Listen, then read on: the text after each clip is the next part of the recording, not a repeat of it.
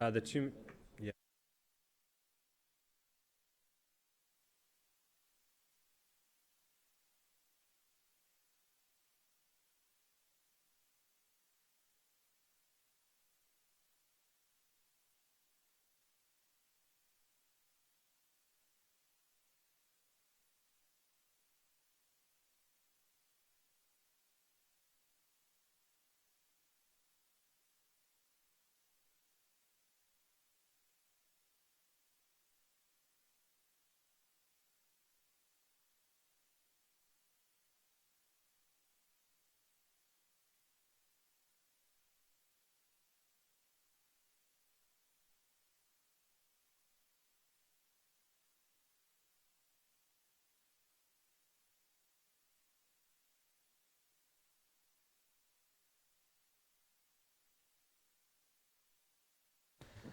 Let us begin with the meeting of Wednesday, September 18th. This is a regular meeting of the Planning Commission of the City of Santa Monica.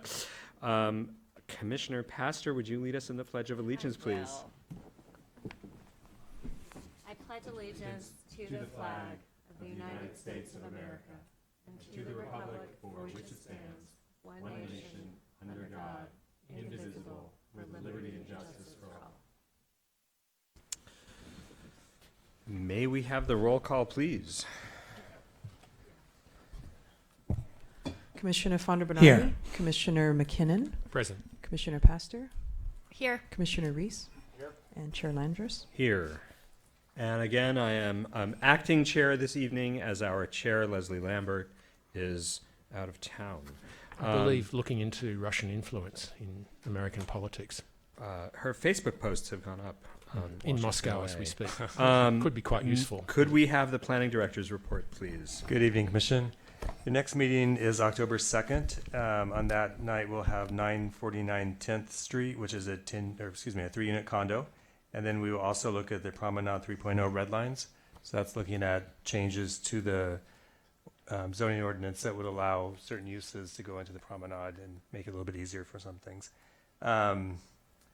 Next meeting after that, October 16th.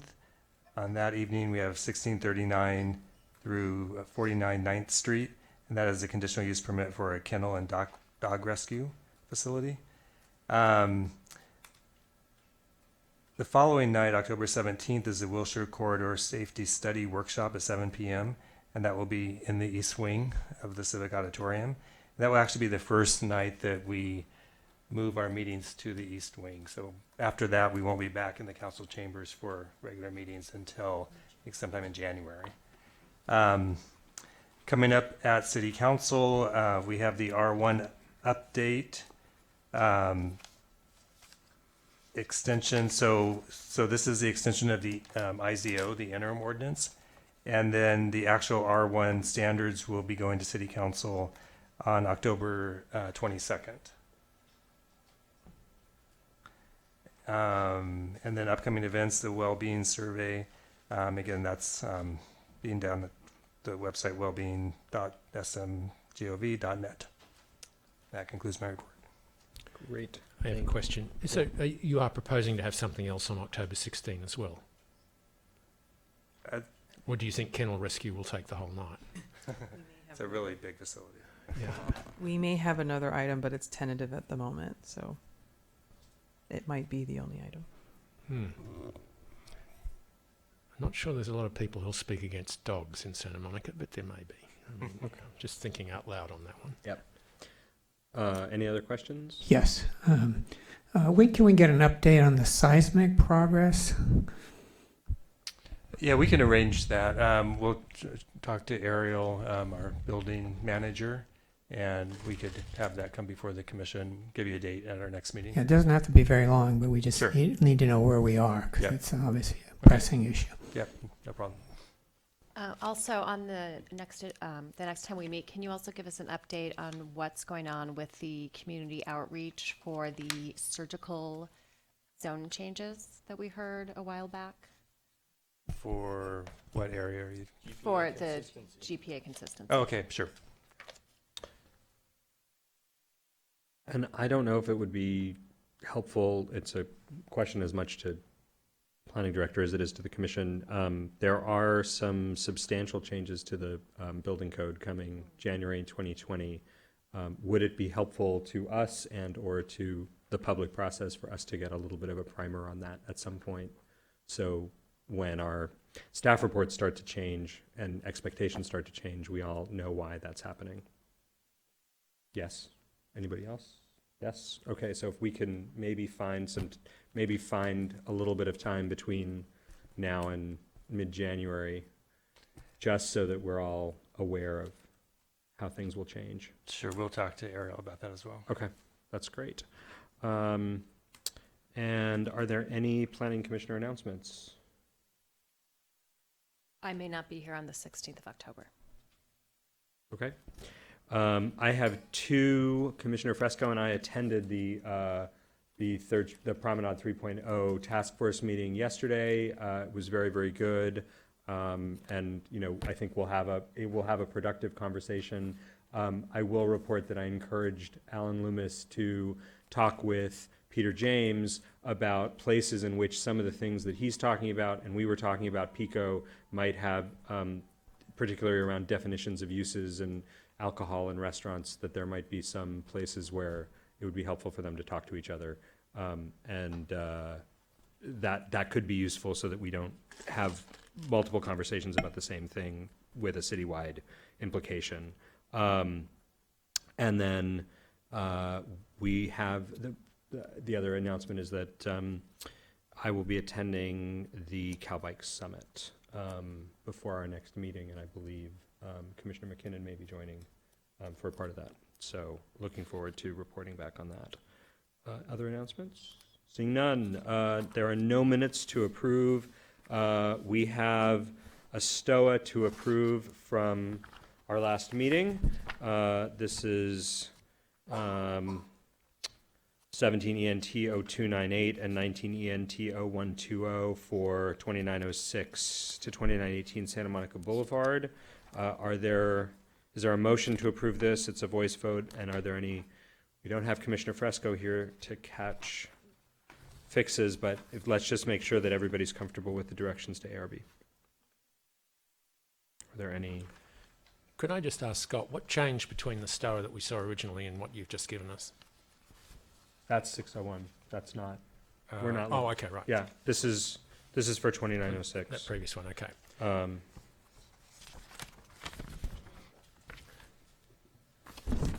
So I raised a couple of issues with with Scott, which is that in the STOA I wanted to make sure that the green panels were both permanent, and the discussion of the ARB included the size and placement of them. It is condition number 7. The living walls shall be included as a permanent component of the project design. Yes, but the directions to And ARB. the size, the placement, use, and functionality of the proposed living walls. Do you want to add size to that? I think so. Okay. So the change that we were making was that when it went to ARB the first time, ARB questioned whether they were design elements. I didn't see them as design elements. I saw them as a prototype of the environmental development that we were looking at, which is why we had some purview. So let me do one thing at a time. If we go to condition 7, the living walls shall be included as a permanent component of the project design. Do you want to delete the word design so it ends after project? Is that a point you're trying to make? That No, I it's think part that's of the project. I think that's yes. That what we've got there is fine. It's fine. Yeah. And do you want to add size Yes. along so the placement, use, functionality, and size of the proposed living walls? Yes. Okay. Is that do we have that? And I just wanted to note that the second bullet on page 10 can't decide whether or not it's a sentence or a phrase, and I'm just not sure how to fix it, but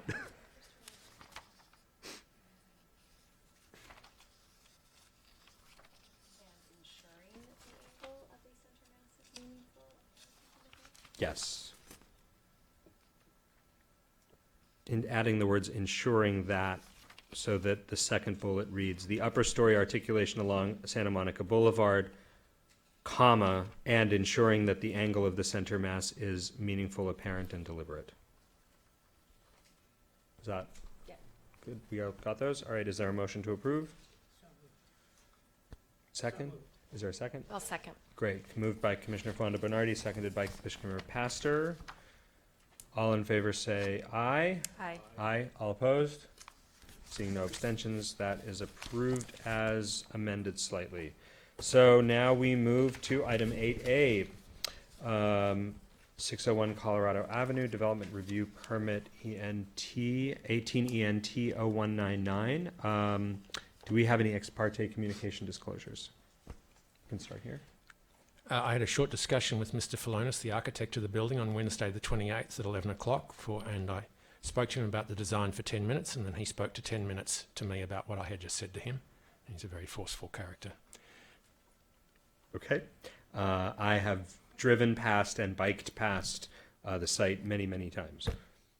I've driven by the site many times. I had a very short conversation with Mr. Filonis at our last meeting in the lobby on the 4th about the old design versus the new design.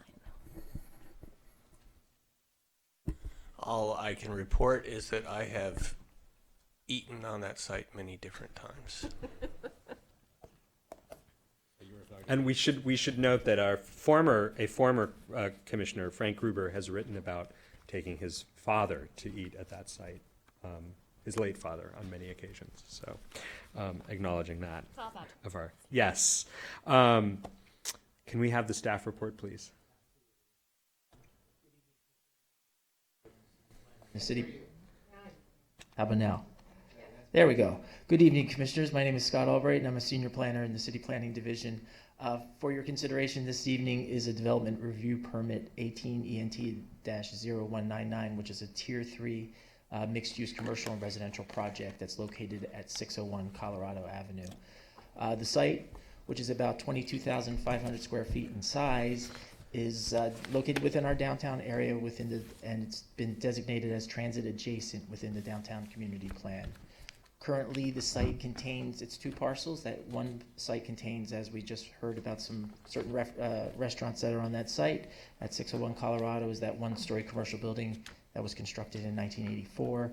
And behind it, along 6th Street, is a two-story commercial office building that was constructed in 1986. Both of those buildings are not listed on the city's historic resources inventory. It goes without saying that this is along the Colorado Avenue corridor, and it's rather close to the Lincoln Boulevard corridor, which are both, like every corridor, it seems, within the city, are transitioning. And there's a number of projects that are currently under development on the former Denny's site as well as the Norm site. You can see some 5-story mixed-use projects rising there. And then there's a proposed building that's actually referenced within your plan set on sheet A06. Talks about a 7-story mixed-use project right across Colorado on that southwest corner, I think it would be. So again, we have a number of projects that are within the immediate vicinity, and there's a number that are still within the pipeline as well. The proposed project for your consideration this evening is 8 stories in height, up to a maximum of 84 feet. The square footage will be 90,000 square feet in size, and that is a 4.0 floor area ratio, which is the maximum allowed within the downtown community plan. It will contain 140 market rate residential units. All of the sites, again, are market rate, and there will be affordable units associated with this project, but they will be provided at an off-site location at 1238 7th Street. On the ground floor, you'll have the commercial space with 10,665 square feet.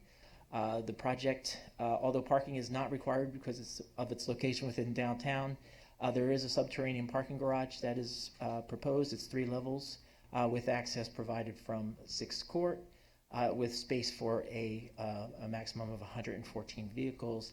And this does not exceed our parking maximums as established within our codes.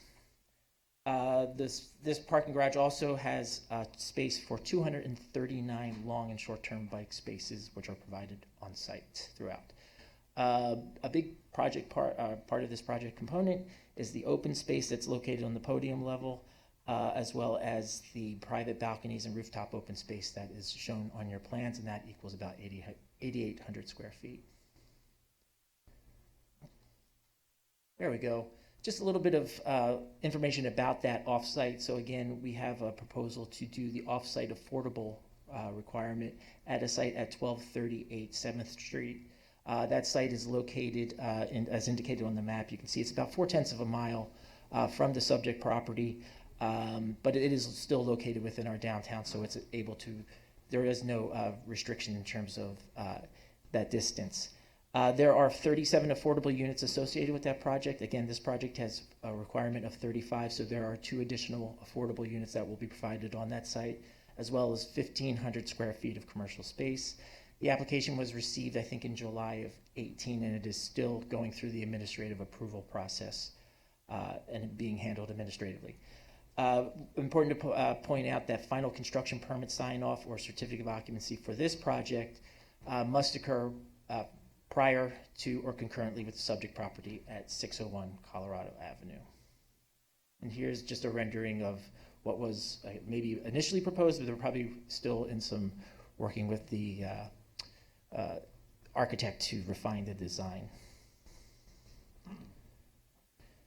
On your ground floor of the proposed project at 601 Colorado, again, there is going to be predominantly commercial space, 10,665 square feet. This space will activate both the 6th Street and the Colorado Avenue streetscapes. Along the service alley, which is 6th Court, there will be those appurtenant uses such as the loading and the refuse, the driveway ramp to the 3-level subterranean garage, as well as transformer and electrical spaces. The project itself does exhibit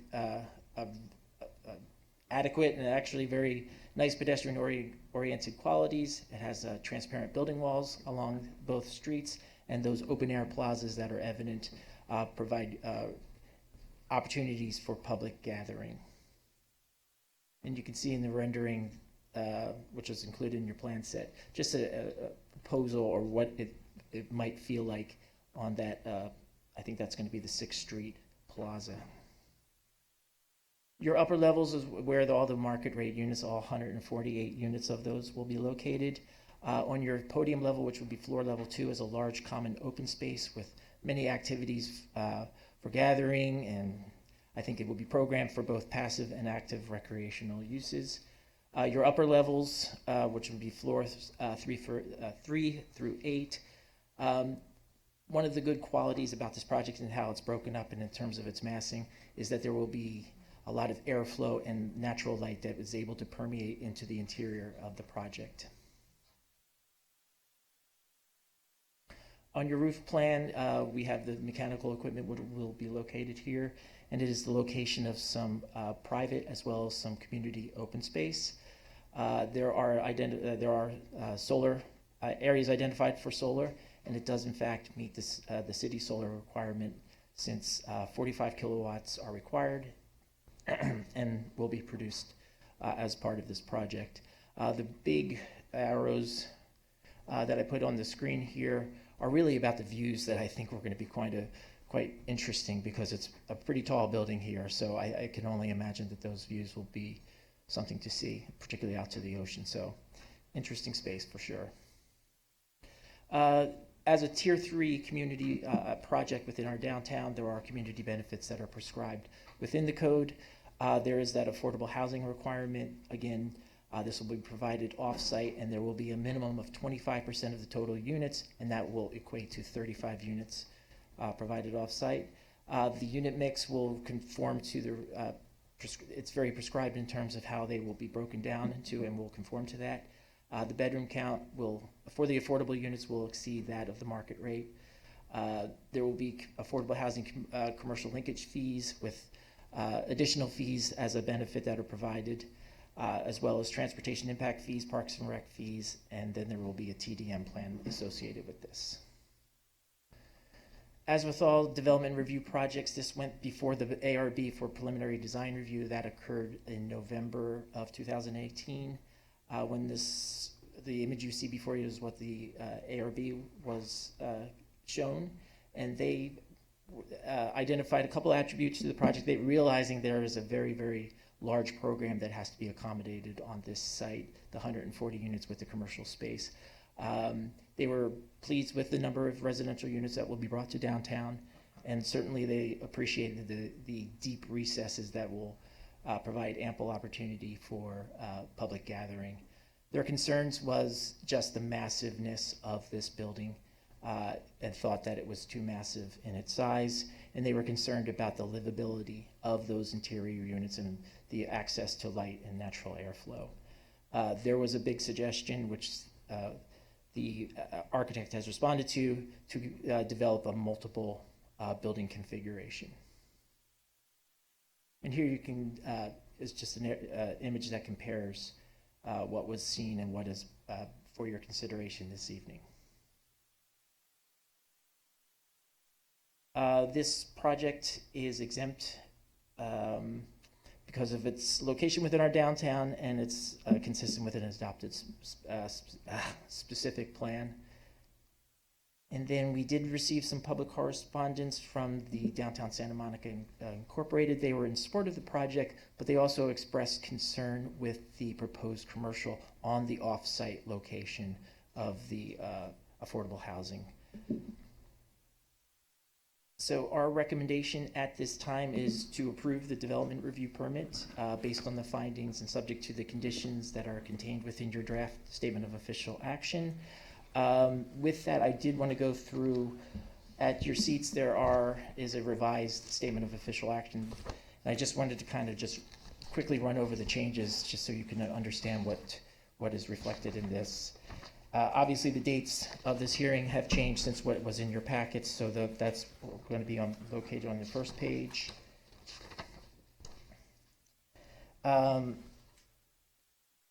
There was two of our conditions were duplicative. I can't say it now. Said Duplicative. Twice. Yes. Condition 2 in your old STOA, condition 2 and condition 15 were the same thing, so we've eliminated condition number 2, which changed the numbering, of course. And then now within this STOA if you look in the revised STOA on page, I think it's going to be 17, it'll be condition number 14. We added some language to that letter B, so it would be 14B, to really strengthen the provision of the affordable housing and give it a little bit more teeth. It conforms with our code, but we wanted to just make sure it was very clear. Actually, it's condition A. Is it Second condition part A? of condition A. It's A and condition B. A. Top Right. of the page. No, you're talking about the bedrooms, right? No, we're It's talking going to about be 14A. we're talking about 14A, the okay. issue Affordable with building housing. permits and the Yes. occupancy Right. certification. Right. So we added some language to the end of that condition. And then condition, or 14G, which is on page 18, we just clarified, there were a few typos in there, and we wanted to make it clear that to specify it's 35 affordable off-site units. I think it had originally said 5. So we Wouldn't wanted it to be make sure. 37? It would be 35. for Because the- that's the requirement. That's the requirement, Got it. correct. Yeah. And those are the changes that are reflected in that. Okay. So with that, I would be happy to answer any questions you might have. So let's we will take clarifying questions for staff now, then we'll hear from the applicant, we'll have questions for the applicant, and then we'll hear from the public. Let's go around. Last time we started to my right, today let's start Commissioner Reese. Any clarifying questions for staff? Commissioner Pastor? Commissioner McKinnon? Commissioner Fonda Bernardi? Okay. And I would like to just ask specifically what the provisions are on the offsite affordable, pardon? Excuse me. So our AA process and our AHPP process provide substantial, as I understand, guardrails to ensure that there is that the offsite affordable is of course produced, but also that it is comparable in size and quality to the market rate units. Normally we would see things like where the bedrooms are, and Yes. indeed last month we tried to move a bedroom away from a trash can. So just to clarify that those kinds of discussions will be happening in the AA process, buttressed by the AHPP rules. Is that correct? That's correct, yes, because this is also located, that offsite is within our downtown, and that does prescribe the size requirements and what all of the necessary, those associated with that affordable project will have to meet those requirements that are specified in the plan. Okay, and if there are concerns that commissioners have related to the affordable side of the project, is it appropriate for us, as we make similar to the way we make requests of the ARB, is it appropriate for us to make requests that the zoning administrator consider ABC?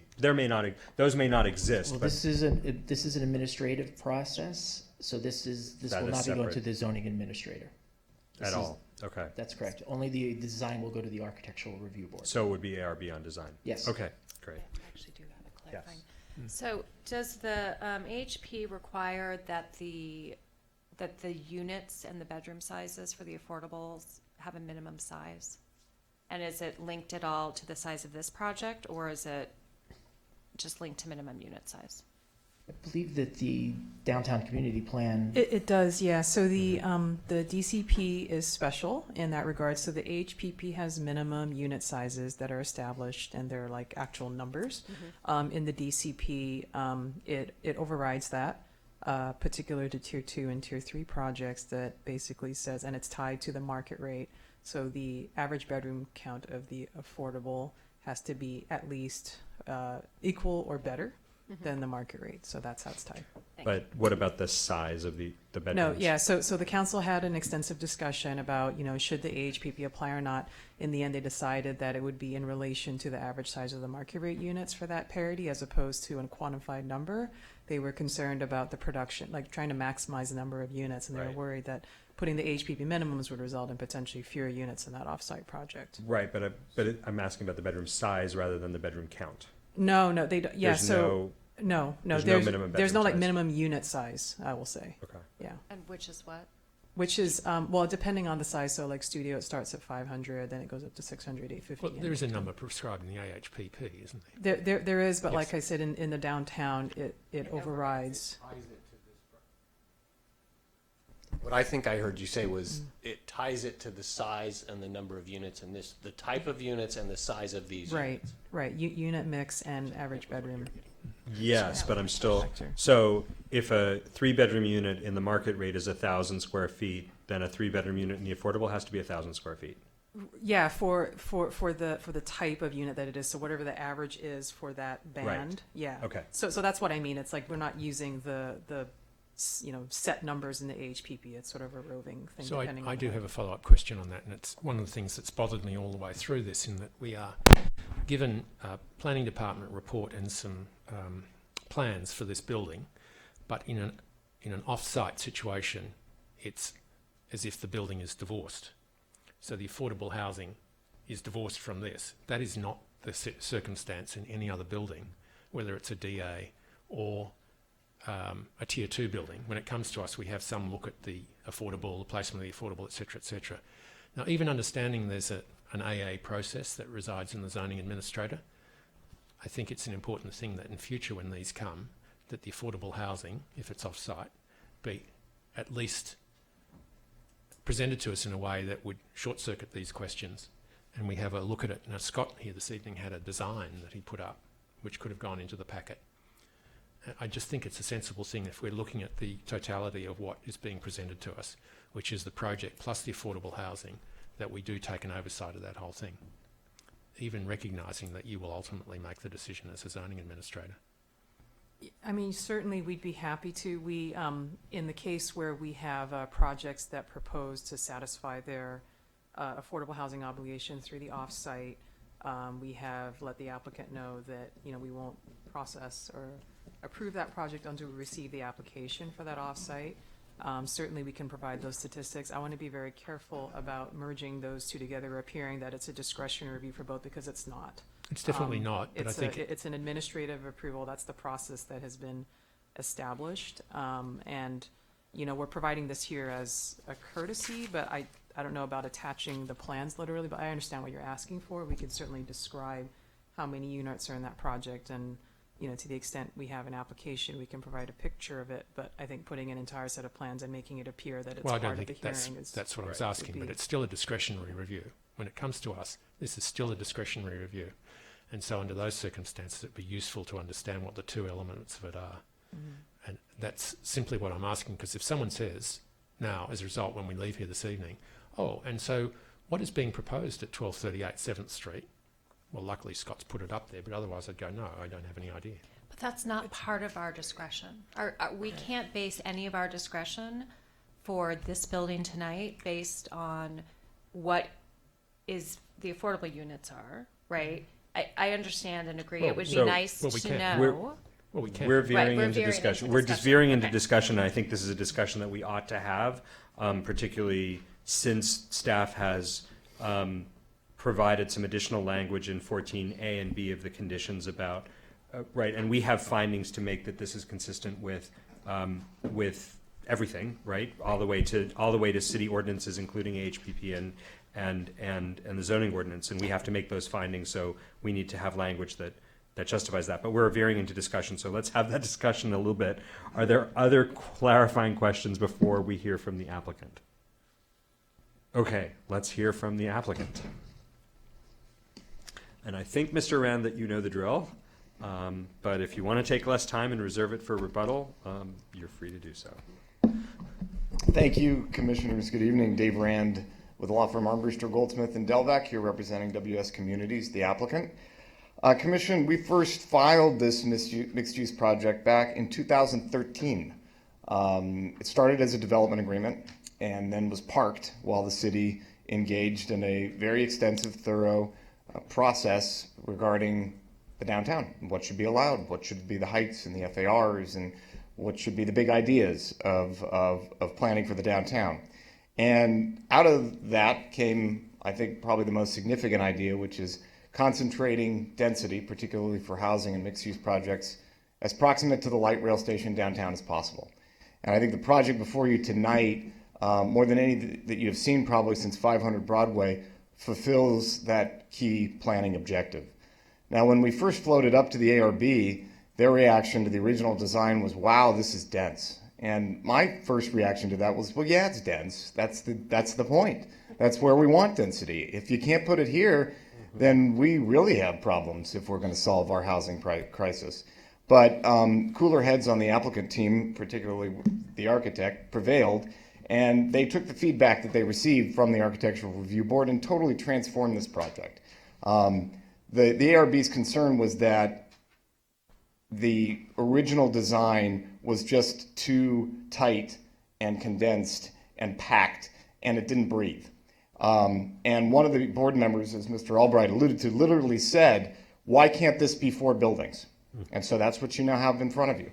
It's a very expensive construction effort to do a 16-sided project on what is a larger site than you're typically used to seeing in terms of the traditional double lot. We do have a triple lot condition here, but still, doing 4 buildings in one project is complicated.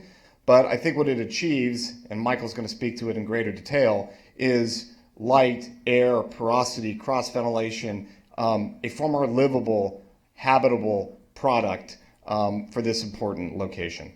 The affordable issue, I look forward to engaging in that with you directly to the extent you care to with me. Yeah, you notice I was looking at you, Commissioner.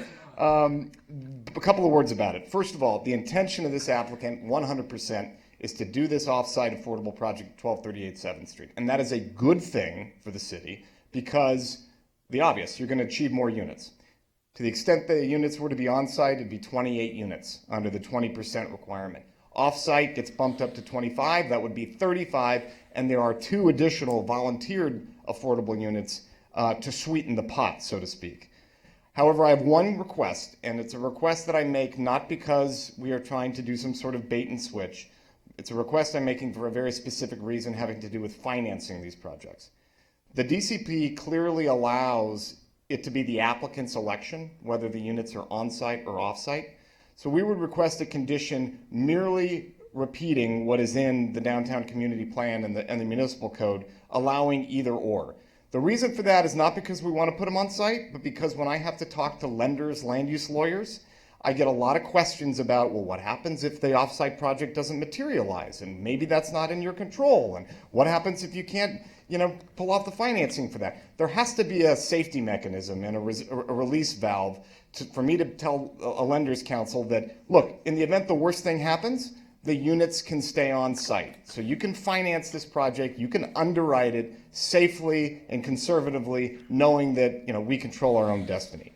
Again, make no mistake, the offsite project that Mr. Albright showed you, that is our plan A, but I would very much appreciate that flexibility in the conditional language, because it will, to the extent you like this project, actually help it realized in seeing it financed and ultimately constructed. With that, I will stop and turn it over to Mr. Falonis for a more detailed design review of the project. Thank you.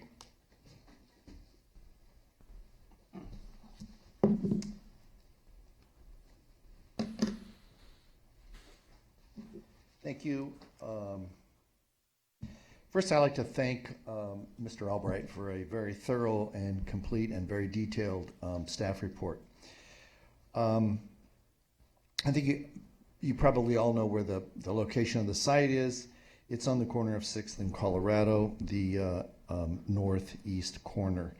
There's a building that is across the street, 525, that we're developing a design for now, so they would be of the same height and density, although that's on a 50 by 150 foot lot, so it's much smaller in terms.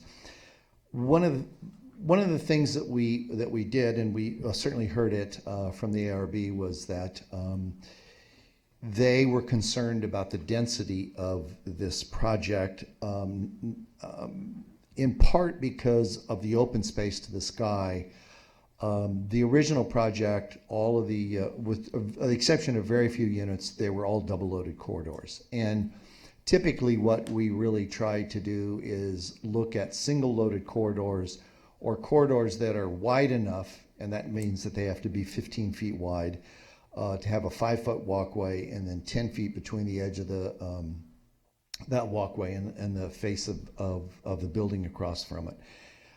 In order to be able to get windows on both those elevations, those parallel elevations. So this project had very little of that, and what I've done is we've brought tonight the original model for the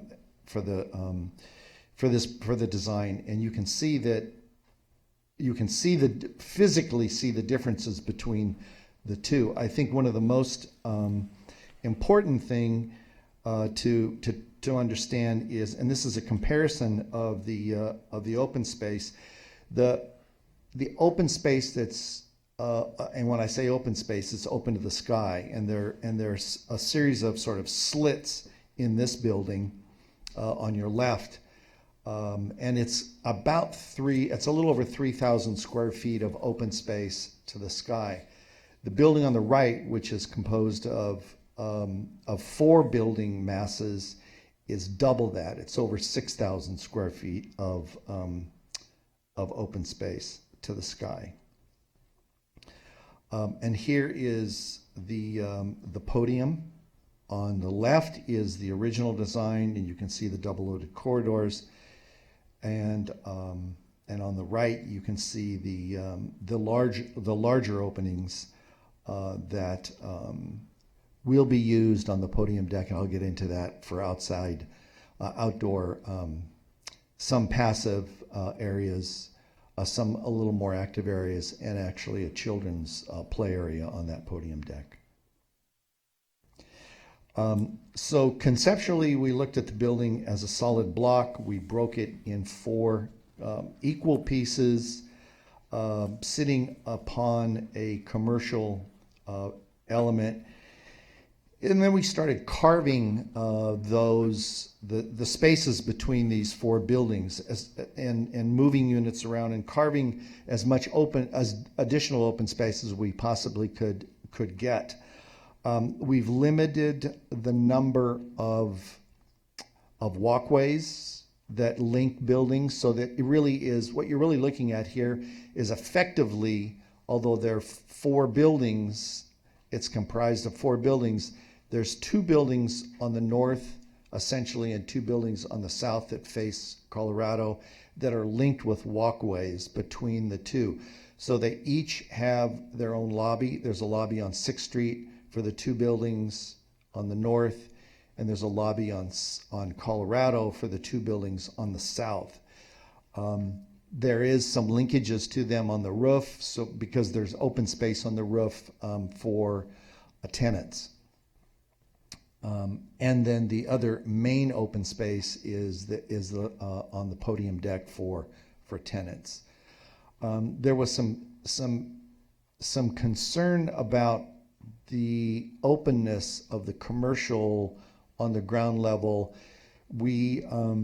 The structural engineer is looking at some shear walls, so there will be a few shear walls, but I don't have a problem personally as an architect, and never have had a problem with the amount of glass in buildings. I think if you produce buildings with small punched openings in it, and you really are missing out on the opportunity for light, view, and ventilation, there's no way to get it because you've got these small punched openings. But when we can provide these larger openings, then it allows the tenant to begin to control privacy, the amount of light that they want into their unit, and ventilation.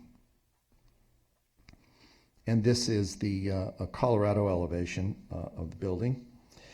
So when we broke that the building up into 4 quadrants, there were opportunities, and I've already mentioned some of those, about outdoor spaces, natural light and ventilation, and virtually eliminating all the long double-loaded corridors. So there are some very small double-loaded corridors because the linkages between the 2 north buildings and the 2 south buildings are external. And here is a view of the ground floor looking towards the ocean. So south and west. As we know, north is 44 degrees off of the true Cartesian grid here. And the fenestration of the building on the outer, on 6th and Colorado, and as it turns the corner onto the alley, it has a very different level of fenestration on those facades versus the interior facades. We tried to keep the interior facades extremely simple, clean. There's not a lot of projections into that space, although there's some movement in the building because it is sort of carved, but it's a simpler it's a simpler design of that facade purposely, and then the external facades that face outward have fenestration that is for shading and controlling some of the sunlight during the course of the year. And here you can see on the left, you can see the 2 linkages, or the linkages to the 2 buildings facing Colorado. So the building is as porous as we can possibly make it, and each has its own services. So there's 2 elevators on the building to the south and two elevators on the north. Fire exiting has all been very carefully calculated. Here's one of the bridges. So the bridges aren't even solid masses that span between the 2 buildings. There's consistent larger openings in those, so we can get light and some ventilation to pass through those as well.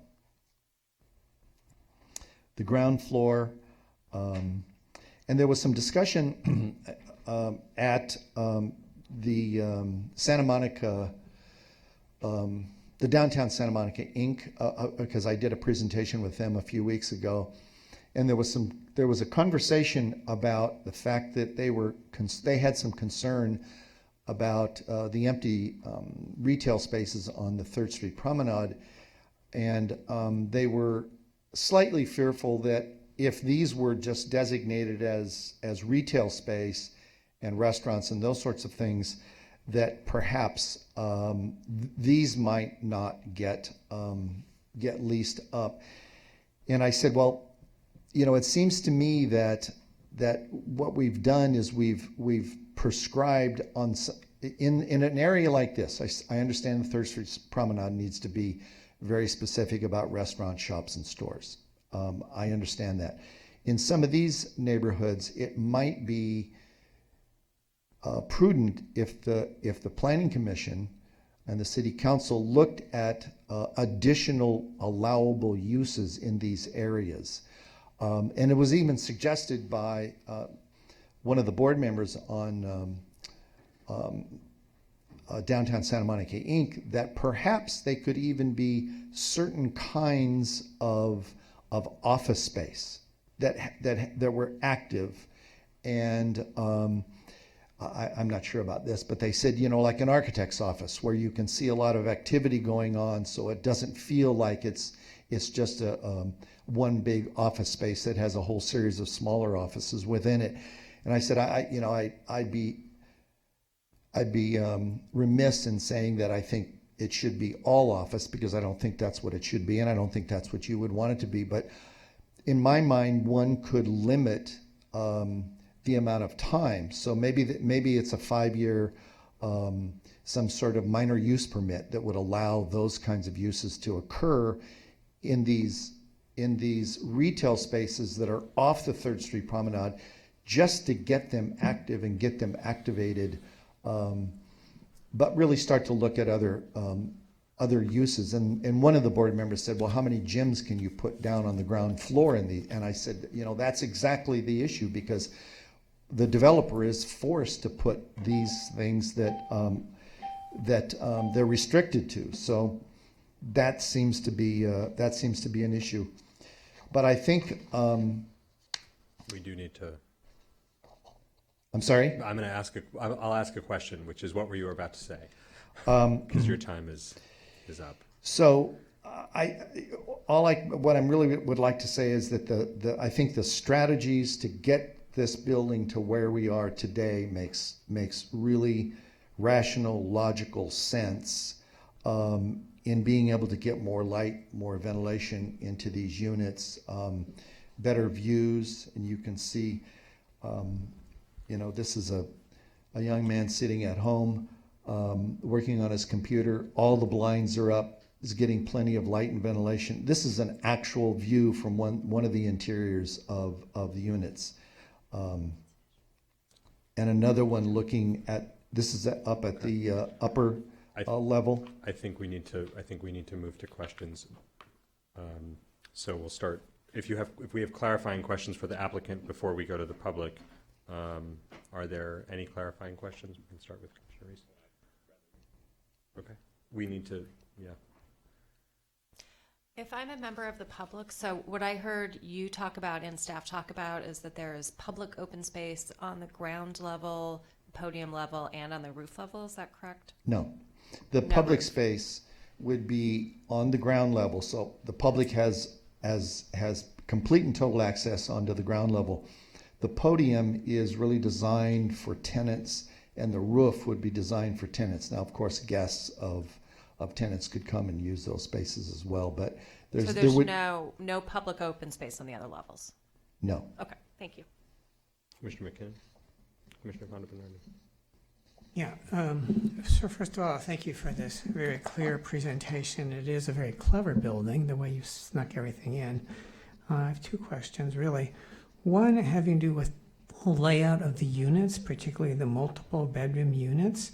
Can you just walk us through that and explain what's going on? Because it seems a little unclear, particularly the 2 and 3 bedroom units. Yes, there's a combination of units on every one of the floors. Excuse me, can I interrupt for just a second? Is it possible that you could zoom in on? Is that a zoomable photo you have right there that we can zoom in on? I have no idea how you would do that. They're up. I think you can zoom. Don't we have? Or a blow up of one of them. Yeah.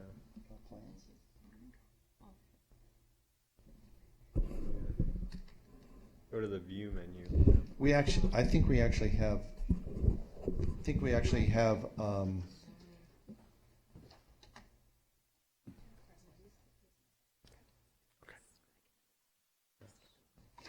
let me try something here real quick. Is that better? It's difficult, but do, I mean, what, Maybe we can zoom in on that, I don't know.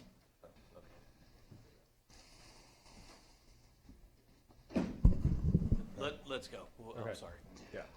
So there's a combination of 1s, 2s, and 3s.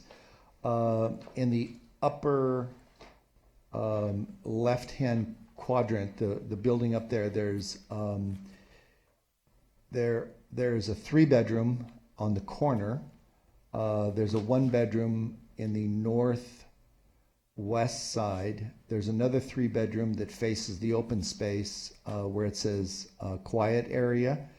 And then there's 2 1-bedrooms that face effectively the south. So they're looking down into the larger open space in the podium. Then if you look at the building to the right of that, there's a 3-bedroom that is facing the quiet area. There's another 3-bedroom that's facing the alley. Then there's 3 1-bedrooms that are facing what you can see there is the children's play area. Then across from that, moving directly south, there's 3 1-bedrooms. And then moving... I know, I understand that portion of it. I'm not sure that I understand your question. My question is, for instance, take that 3-bedroom unit that's up against the north property line.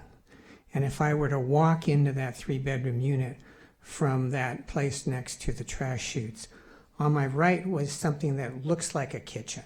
Is that accurate portrayal of that? The kitchen...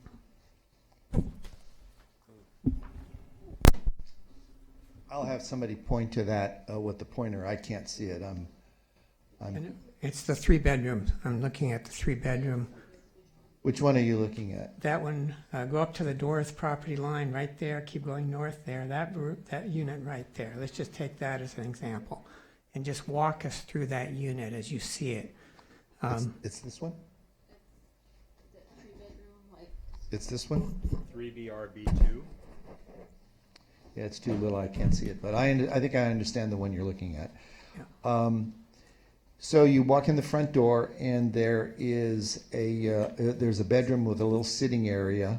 The sink is outside the bathroom, because otherwise these bathrooms, because they're all ADA compliant, they get pretty big. So we pulled the sink outside of that. So there's a little sitting area there, and then there's a bedroom that is facing the quiet area. If we go back to the entry, there's a washer and a dryer. There's a hallway that leads into a living area with a bathroom and a shower there, and there's a bedroom off of that 3-bedroom. If you can continue down the hallway, that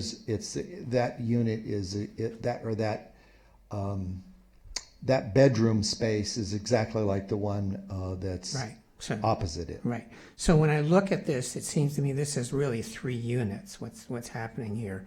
Because where, for instance, in that center room, I guess it's a 1-bedroom, it has a little sink, even though the bathroom has a sink too. So that would be a kitchenette or something of that sort. And then the other 2 units are really set up to be some sort of co-housing, or I don't know how you would call it, different words for that. But you're really talking about subdividable units here. Is that an accurate portrayal? I don't think so. And why not? In other words, Well, because I have a bedroom that has a door on it, probably just like your house has a bedroom with a door on it. And if I pulled that door off, it would certainly change the character and quality of that space. So each bedroom has a door that leads into it. The living room has a door that leads into it. But for example, just sort of follow me. If you were to say, where would the people, let's say this is a 3-bedroom actually being used by 3 adults or a family with kids, choose a family configuration. Where would they have dinner? Where's the table set up? In the living area and the dining area. Which is where? Where's the table setup. Are you pointing to it? If you look up at the screen, I think my colleague is pointing to it. Okay, so if that's the dining room, why does it have a sink in it? What does it have? It's a dining room with a small kitchen in it. These, when you get to these units that are this size, it's tricky to make living rooms very much bigger than we've already got them. Yeah, I'm just not convinced that this is, the way I'm looking at this is not 140 market rate units.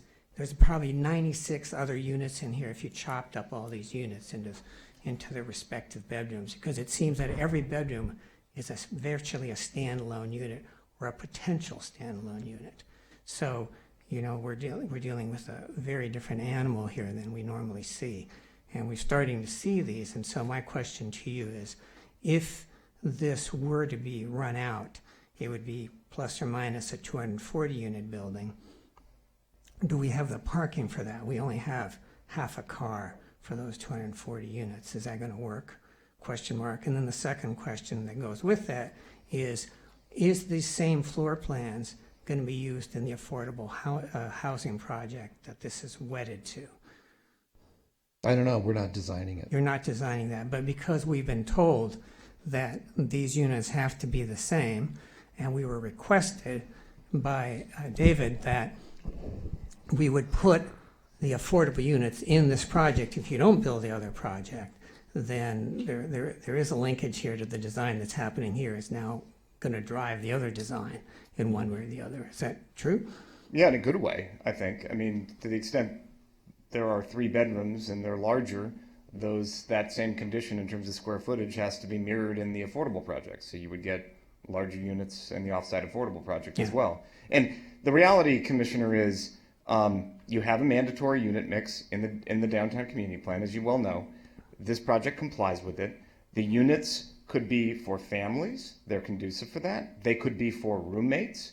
It's going to be whatever the demand exists in the downtown. And as much as we talk about the desire for family units, and I know that is something that's desired, the demand is not there right now. Those 3-bedroom units are not being leased by families in the downtown.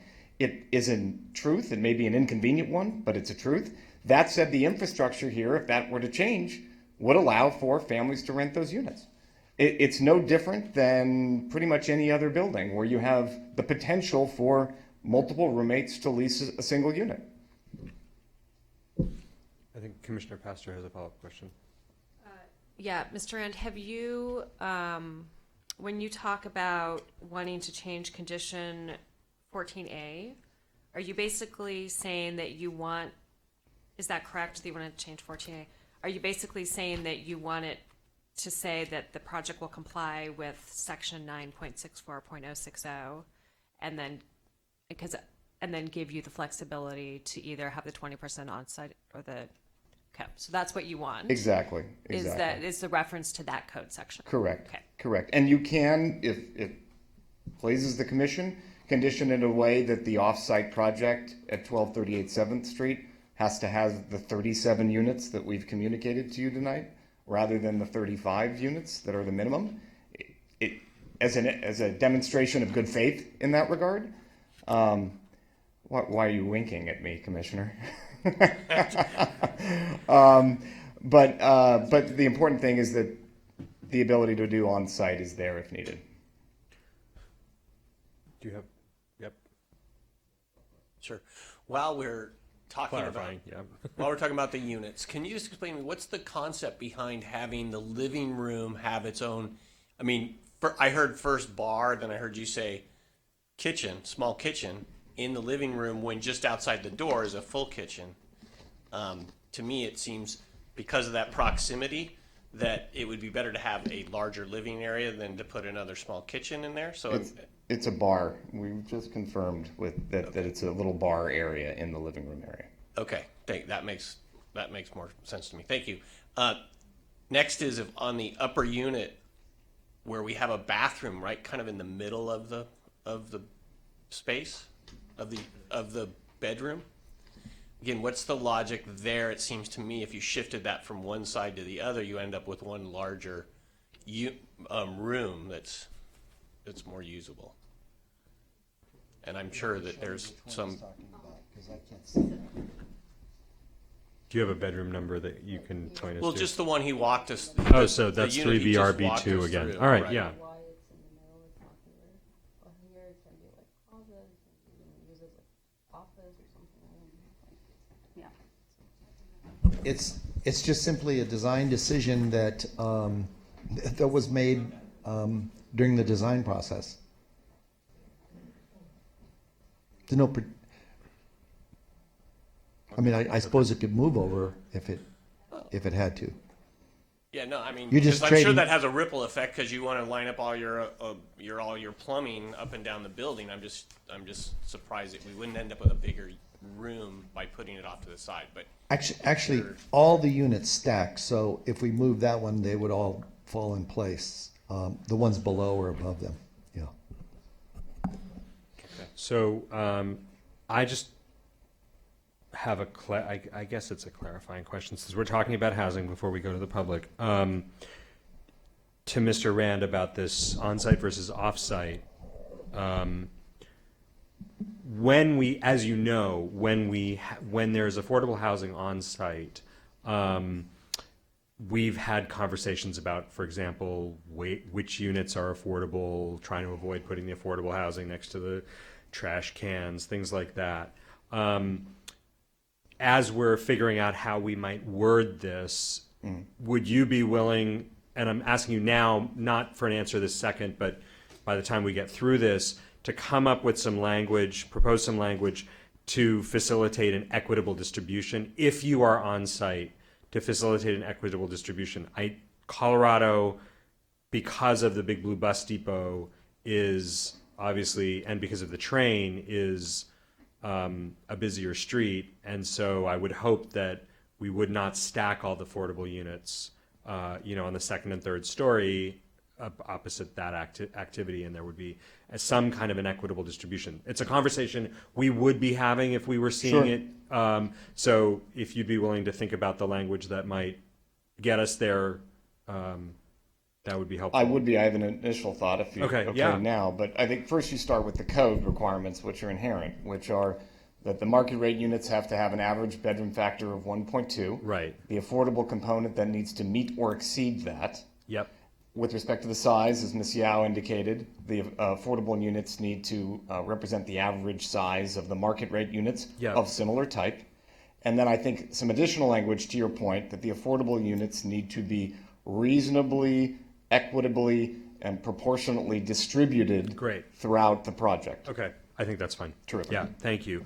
I do want to follow up, Mr. Falonis, on Commissioner Fonda Bernardi's question, which I respectfully, I think 3BRB2 may not be the best example. It's 3BRA at the bottom right that poses, I think, the direct question that the commissioner was asking, because you have 3 bedrooms in parallel, and it's relatively straightforward to change the units by knocking through the wall to the hall, and changing those.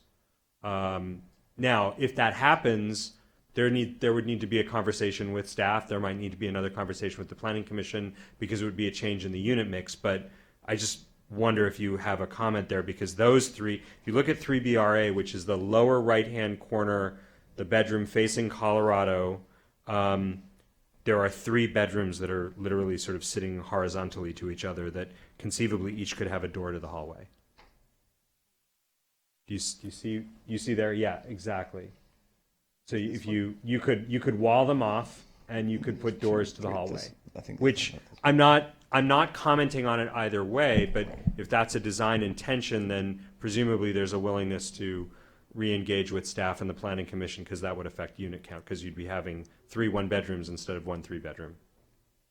Right.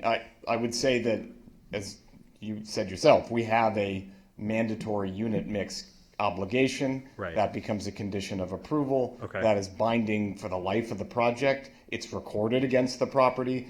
That would be illegal to merge a 3-bedroom unit that is obligatory into a 1-bedroom unit. And as a result, Okay. I think you have all the protection that you need that condition wouldn't occur. Okay. I have a question. Oh, sorry, were you? No, go ahead.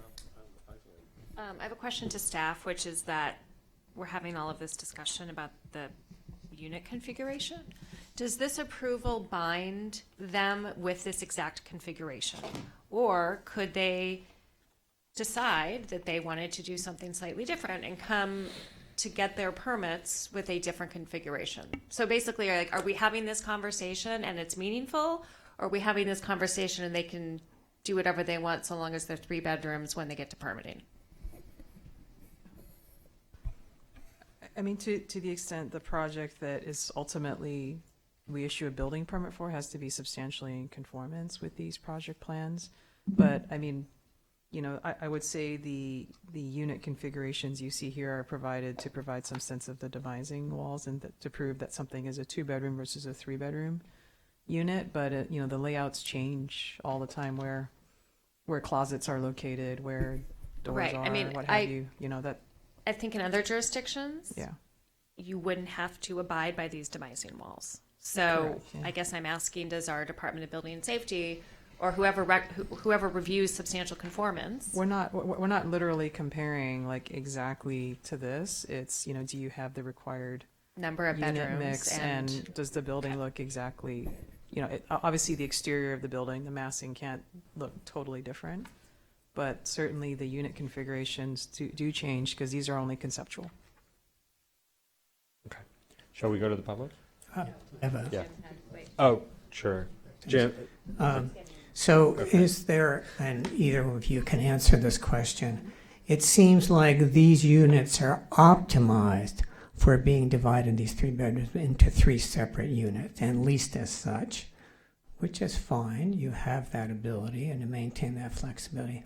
But they're not optimized for being a 1 unit. And the reason I say that is if your dining room is really the area where that wet bar is, you have to go from the bedroom through the dining room to get into the bathroom. That's step 1. And step 2, your kitchen is separated from your dining room by a door. So what I'm saying is nowhere in this plan is there a really optimized 3-bedroom unit that would operate it as a sole 3-bedroom. All these are optimized to be subdivided. Is that accurate? No, I would say they're flexible and they could be used either by families or by roommates. Yeah, And but not as easily by families as by roommates. I don't know that I would go that far, Commissioner. I'd say that there's optionality there. Okay, so let's move on to the next question. You suggested that you would want a different mix of, let's say, uses on the ground floor commercial.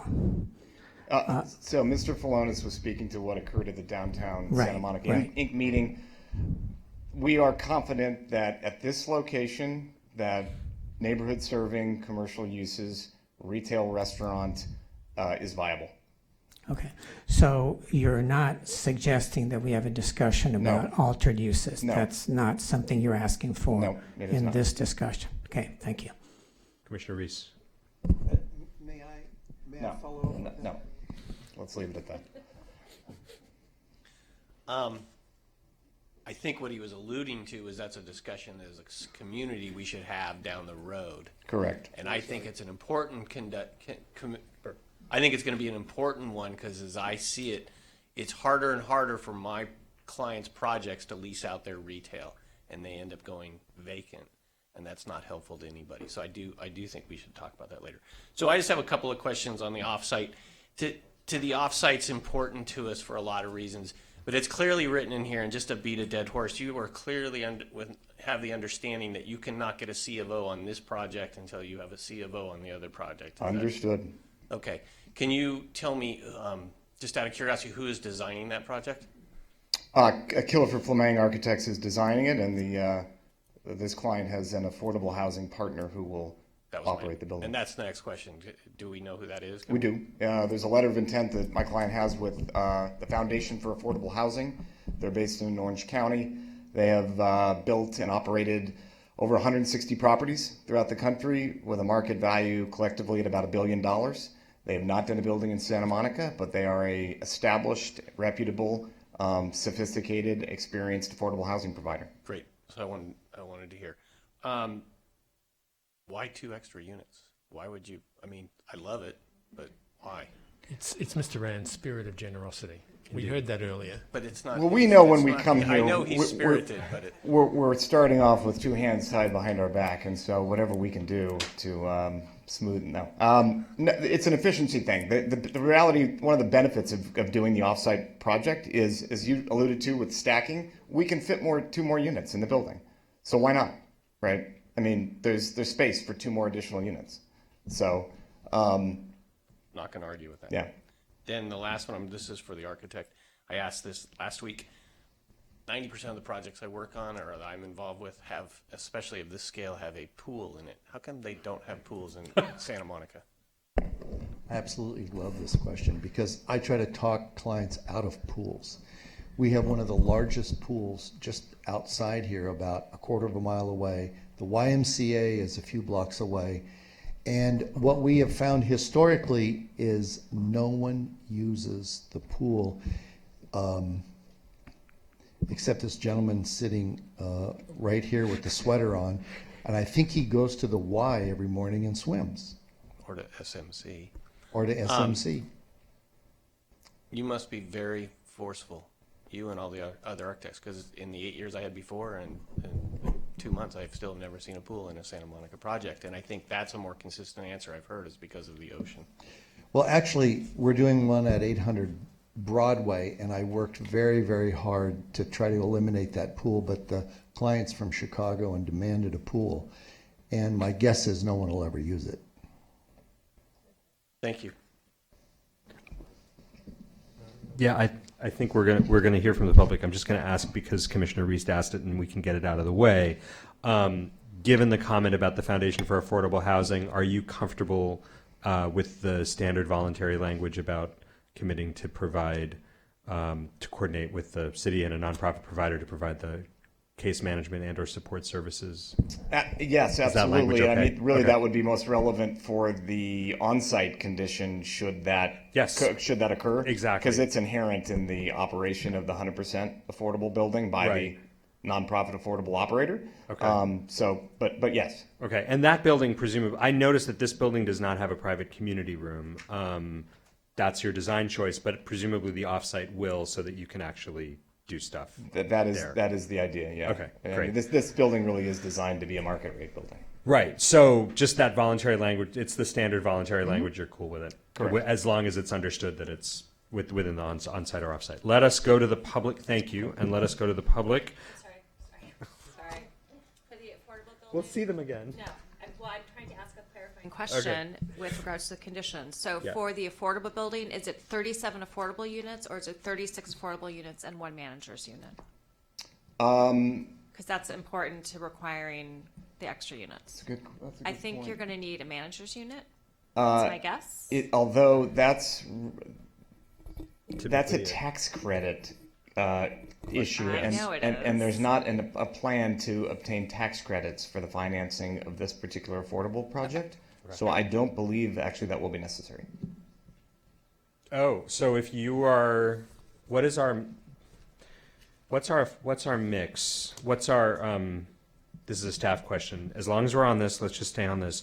What is the affordability mix required in the off-site, not the bedroom count, but the income level? It's the 20-20-40. 20-20-40. So do we have an opportunity in this off-site, if they're not going for tax credits, to get any workforce units, like above 60%? Well, no, so the mix includes moderate.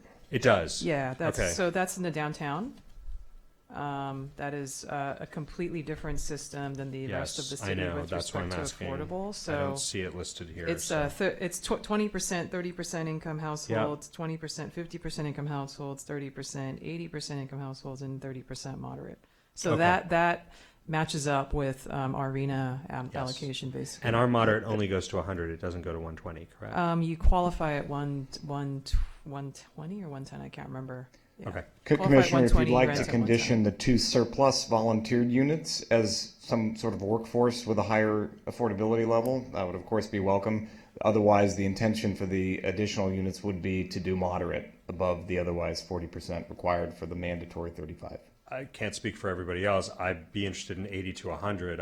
I'd be interested in 80 to 100 on those extra units, not 120, but 80 to 100 would be of interest to me because it's very hard for us to get those units in Santa Monica. So that would be welcomed. Okay. Sure. Great. Wonderful. Let's go to the public. Can we go to the public? Jerry Rubin, followed by Genriku Skoblov, followed by Ellis Raskin, and you are the public. Mr. Rand, I'm assuming that your chit, you've used your 3 minutes, and then some. Mr. Rubin. Thank you very, very much. First of all, I want to thank the restaurant Frito Misto. Great pasta. I heard today that they possibly found another location in Santa Monica, and that's going to be great. They've been a real asset to the community. I'm glad they're staying here. I think this project's going to be a real asset to the community as well. I do think that the denser buildings near transit is a good thing. And I also think the redesign to make it even more open is actually pretty exceptional. I like the design of those bridges as well that Michael Falonis was showing. That looks very cool. I agree that for some future date, that discussion about expanding allowable uses on the ground floor is timely and important. So they're being used by something that's going to serve the community, either offices or whatever it is, or retail or whatever. So that's good. I didn't see a landscape plan, but I imagine that's going to be coming. And I know that Michael Falonis always has good landscaping plans and is concerned about that. I'm wondering, is it appropriate to inquire whether they're going to have like an electric car charging thing there? That would be cool. And the only other thing, and I only say this because I heard a presentation at the Task Force on the Environment, as well as our city council last week, that in the future there's going to be some proposals and gearing up towards more all-electric buildings. And I'm just wondering, because I heard from people that they're actually cheaper, much less polluting in every way, and even from some people in restaurants, that it's actually becoming even better to cook on all electric stoves rather than the thing you traditionally hear about, gas stoves, and how chefs love them. But I don't know if Mother Nature and Mother Earth loves them. So I think it is time that we're adapting and changing, and I'm just wondering if there's any plans for that kind of thing in this construction, whether it's required yet or not or anything, to make it an all-electric building. I think that would be very cool. Other than that, I just think this is a great design and urge approval. Thank you. Mr. Skoblov.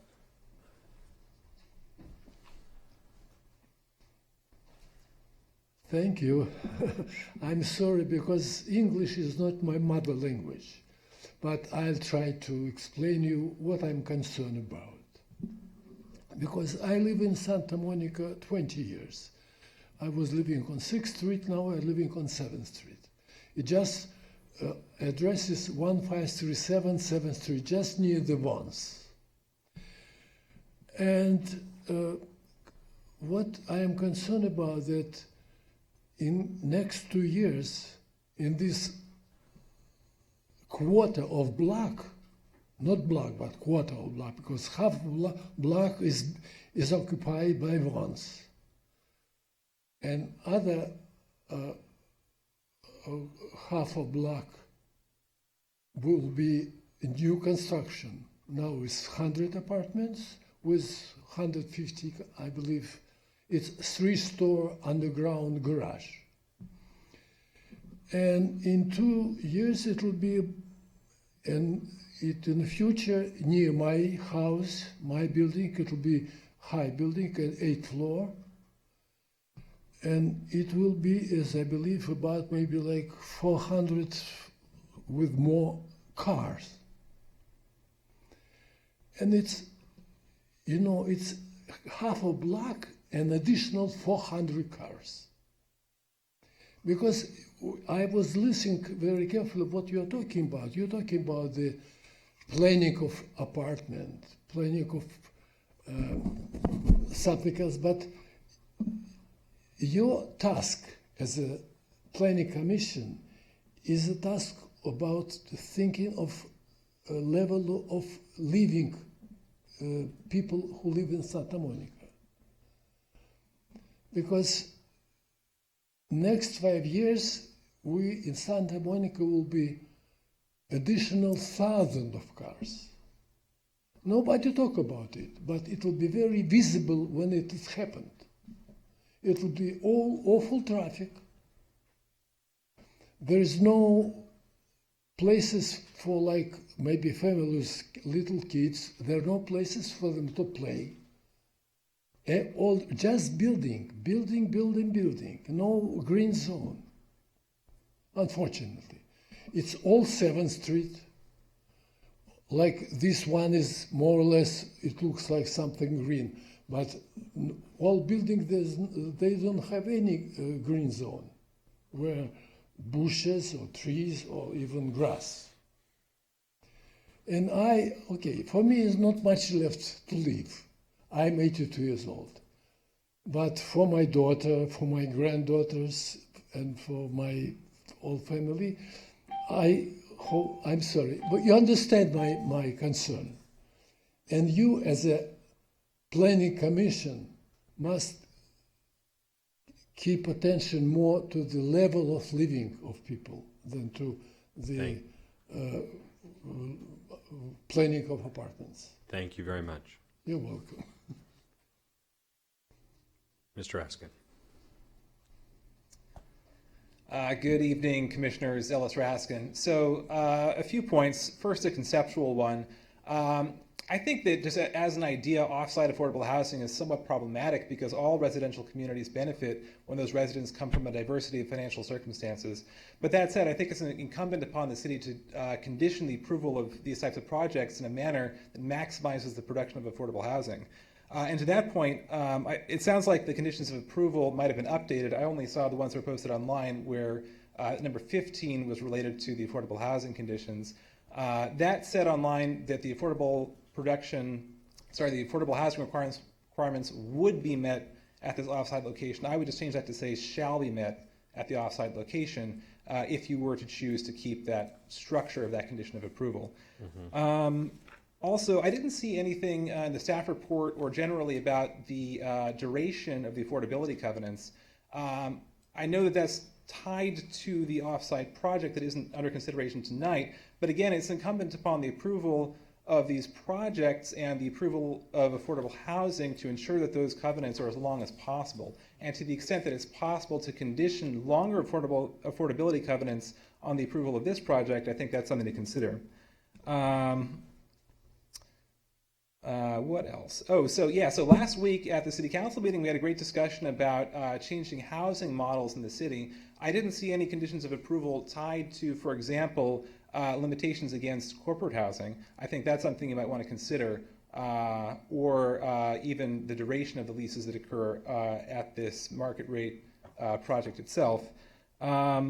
And so I look forward to the discussion that Commissioner Pastor alluded to about whether or the extent to which this offsite project really is a discretionary approval tied to this discretionary approval. I think that to the extent that the contours of the affordable housing requirements are really tied to this approval, it's discretionary in that sense. It's a really complex, nuanced question from a legal perspective, but I encourage you in the future to perhaps, like Commissioner McKinnon said, to find ways in which you can compare those together, because my reading of the conditions of approval shows that the size of these off-site affordable units is really just based on bedroom size and not on square footage, and so it would be nice to be able to have that kind of comparison. So some food for thought. Thank you very much. That's all I've got. Thank you very much. Do you have a question for Mr. Raskin?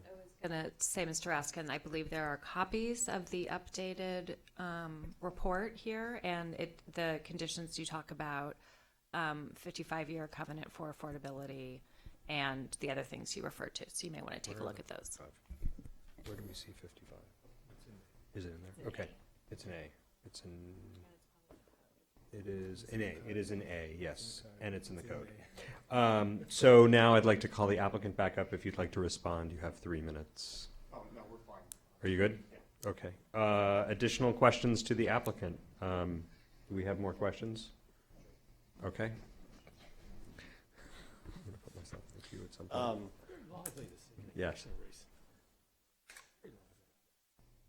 So is this project going to be built under the new code, or have you already submitted building permits? No, it will be built under the new building code and the city's new REACH code as of next year. Great. I think I'm very pleased by the information you told me about the LOI with the affordable.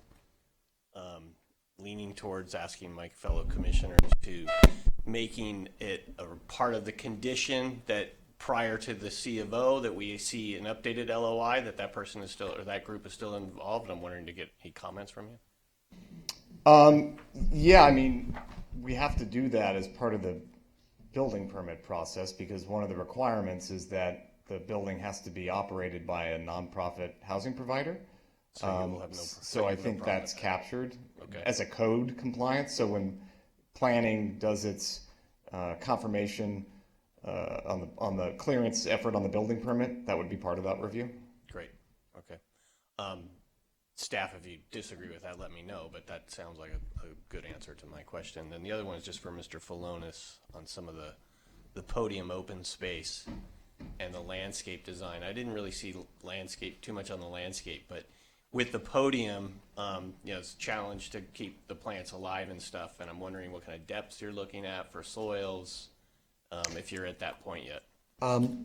Well, we're exploring that, and what we've done in the past on these sorts of projects, because while I was on the ARB, it's always an issue when you see a tree sitting on top of the podium deck and there's no dirt around it or anything. You wonder how in the world this is going to work.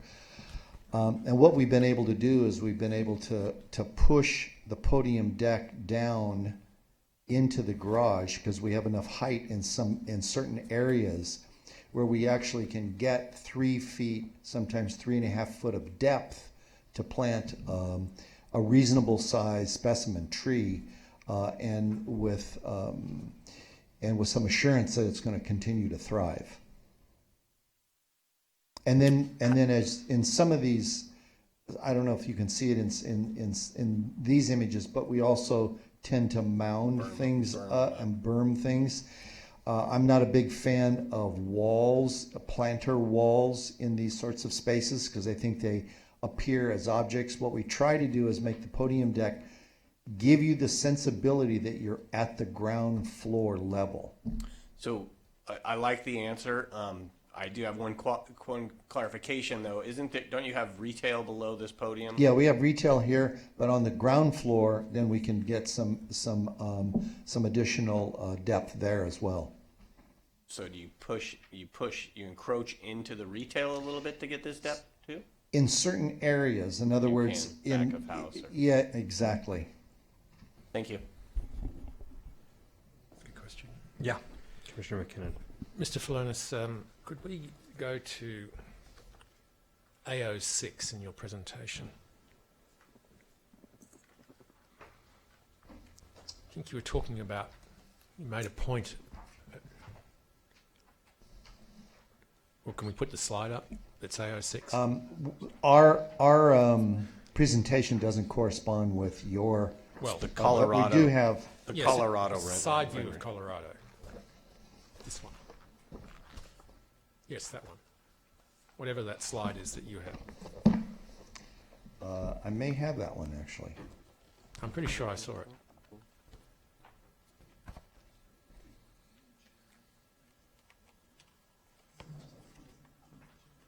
There. Excellent. Yep.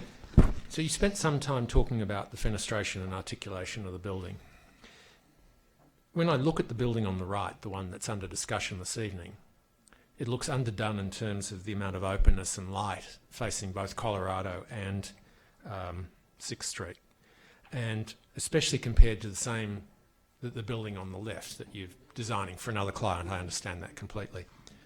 Is it possible to inject more fenestration and articulation into both of the street-facing sides? It seems to me that on the inside of the building, you've got quite a lot of glass and openness on each of those apartments as they face the interior to let light in, but not so much on the street. And we want to make this the best looking building possible in that location.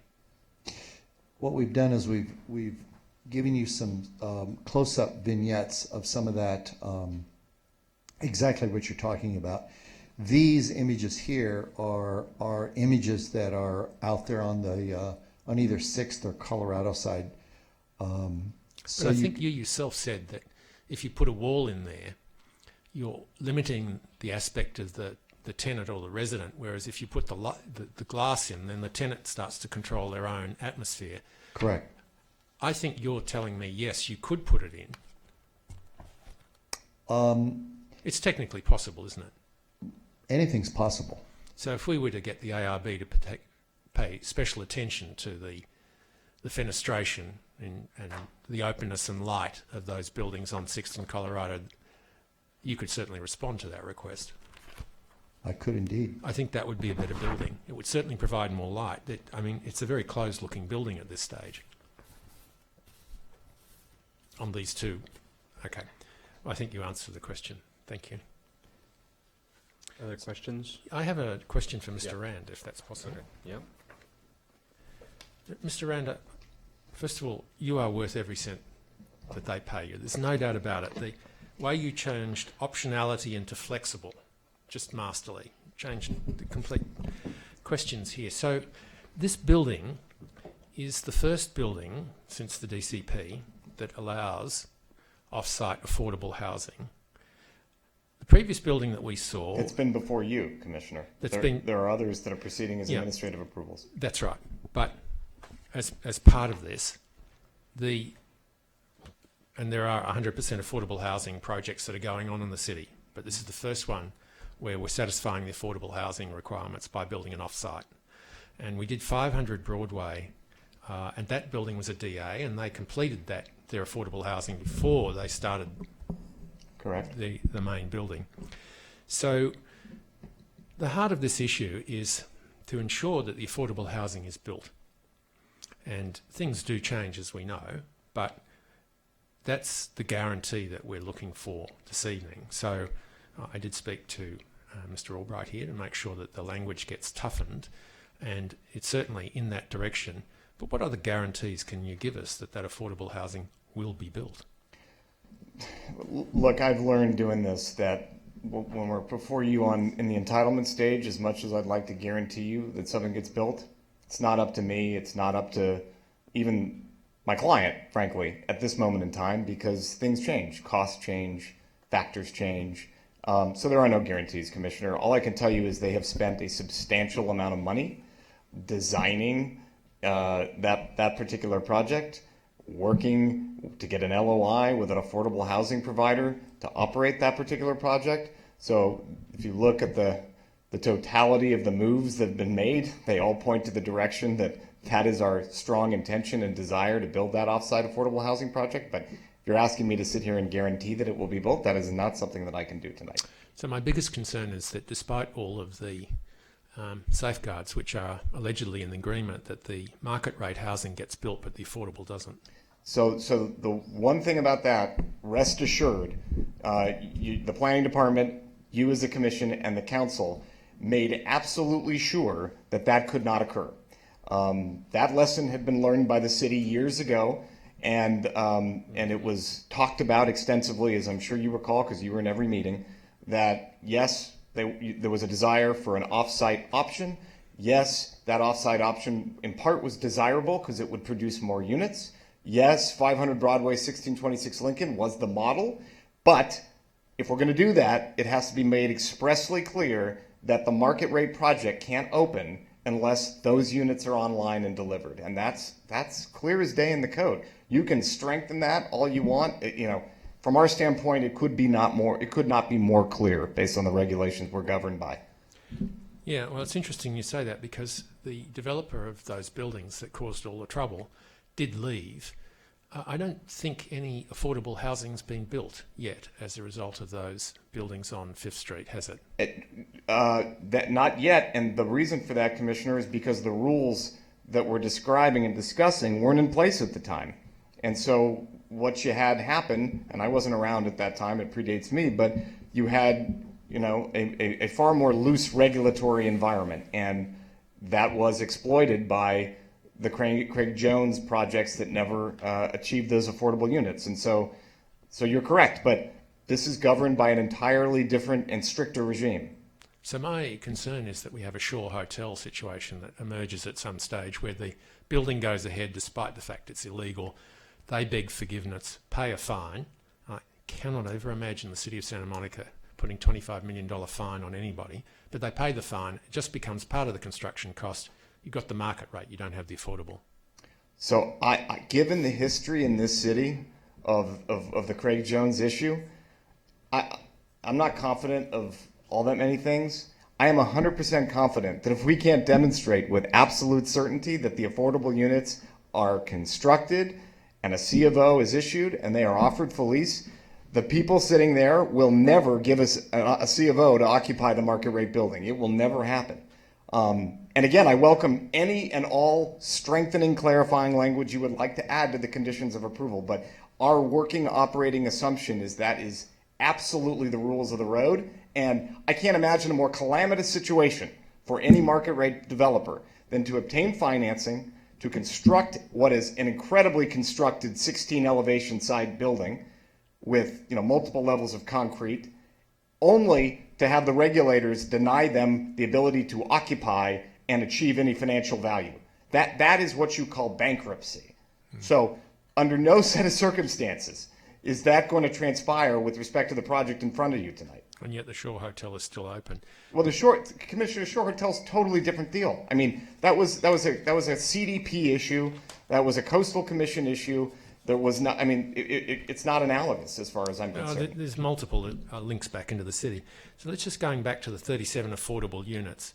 So you're willing to have us designate 37 affordable units as opposed to 35, with Correct. The last two to be potentially moderate rate in the 80 to 100 bracket. You're also willing to have the standard case management clause put in? Yes, and I thought what I said was for the on-site option, the option B, the case management clause would be put in that circumstance because I'm just clarifying. Yeah, that was my point. And if the affordable comes back to the main building, then there'll be an equitable distribution of the units throughout the building. Correct. There's also a reasonable, equitable, and proportional. I've worked on a condition. Ooh, good. As we're sitting here, the advantages of having a land use attorney on the Planning Commission are just manifest. I think there should be one on every commission. Well, after you finish your stint, you can join us. All right, thank you for that at the moment. Yeah, you need to go for side. Okay. Other questions? Because I have questions. Okay, so let me start with, while you're here, Mr. Rand, the corporate housing clause, the Yes. standard corporate housing clause. Shall we include it? So let's do our repertoire. Yes. Repertoire. You do you, I'll do me. Ready? Do you want to start or do you want me to start? Why don't you start? Very good. Thank you, Commissioner, for the question. We are open to a condition that prohibits corporate housing as currently defined in the Santa Monica Municipal Code at And this lodging. building today, and lodging. Yep. However, your preferred language that you have floated in the past of binding the project to any successor ordinance thereto, as I've said a number of times, all kidding aside on any other projects, is not something we're comfortable with. Not because we are trying to have this be a corporate housing building, that's not the intention at all, but because I can't commit to something that I have no idea what it's going to be. That would be just patently irresponsible. That said, as you know, because you're tip of the spear in a lot of ways on this, there's a big, robust policy discussion happening in the city where this is going to get worked out in a lot of different ways. And so what I would encourage you to do is two things. No corporate housing is currently defined. We will agree to your standard preferred language of primary place of residence and domicile. Great. And then let the policymakers, yourself included, figure out what the rest is going to be in terms of where you go on some of the other more detailed issues of how you regulate occupancy and the like. Okay, so we have language up on the screen for everyone. And I would say, thank you for that offer. The language that I would put in front of you would be, well, you see it. So I think I understand your point about successor. What I would push a little bit on is generally applicable successor, because I think it's very clear that anything that's done that is a generally applicable ordinance will be applicable in this case. And so that would put a slight constraint, but that would clarify that. And then we do have the intended permanent resident and domicile language that you've offered, but I don't see on the screen, so we need to make sure. We can add that for sure. Okay. I don't want to be combative, but I see it a little differently. No, let's talk about it. I mean, there is so much being subsumed within the corporate housing definition parlance in this city that frankly goes beyond what you're trying to achieve, I believe, in terms of corporate housing. There's all sorts of subsets. That language makes me very nervous because it means many different things to many different people. And I just as I can't know what any successor ordinance thereto is, I don't know what your or the planning department's view of generally applicable is. So that language does not make me comfortable. Again, I would ask that you let that policy discussion transpire, and it's going to be what it's going to be. And,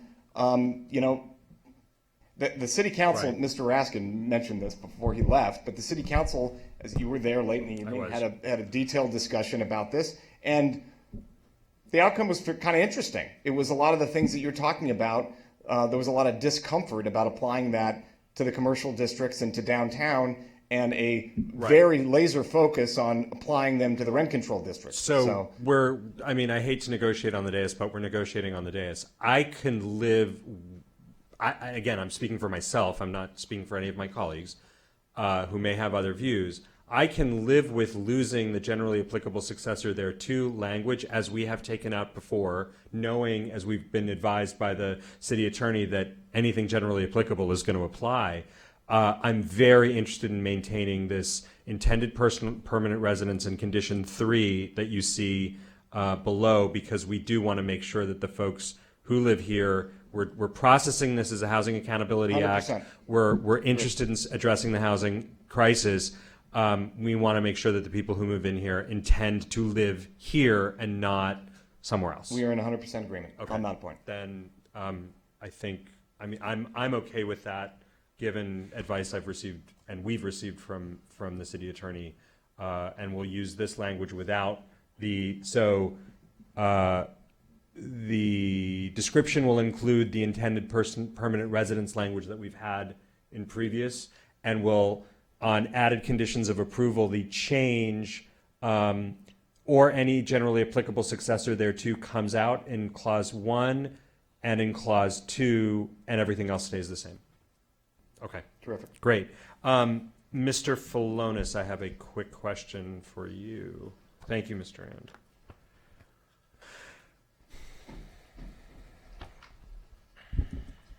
So, Jerry Rubin had asked about the landscape plan, and so I just wanted to give you an opportunity to talk about the landscape plan.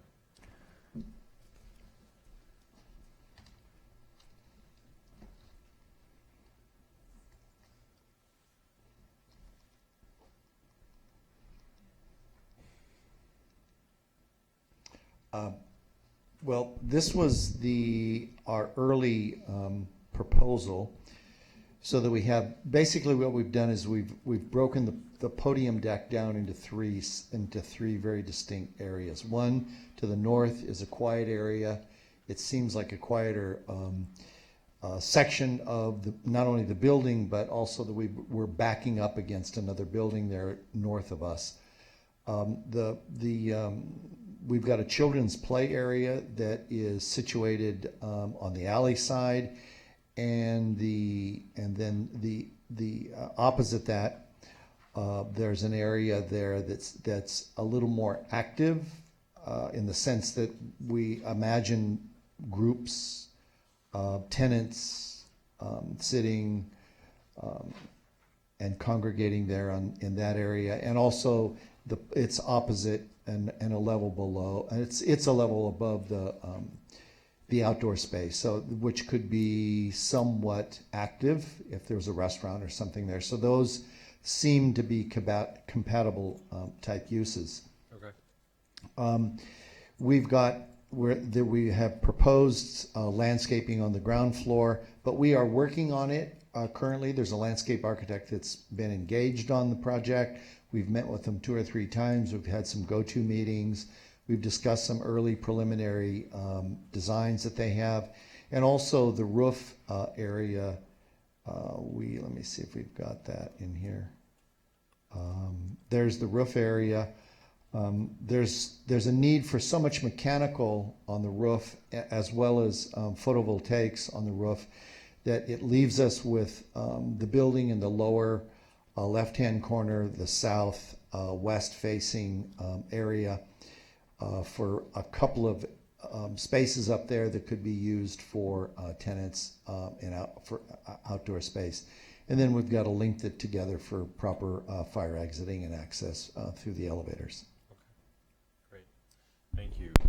And would it be reasonable for us to ask that the Architectural Review Board pay particular attention to the landscape plan as I don't even think you have to ask them. They will do that. They will. No, yeah. I understand. Normally we see this in at a more developed stage. We see frequently project plans that include plant lists. And so Commissioner Reese's question earlier about root depth and things like that are things we get to take up. And so if we're going to defer to ARB on that, I just would. As long as you don't have any palm trees. Say again? Don't have any palm trees in this We project. do not. No.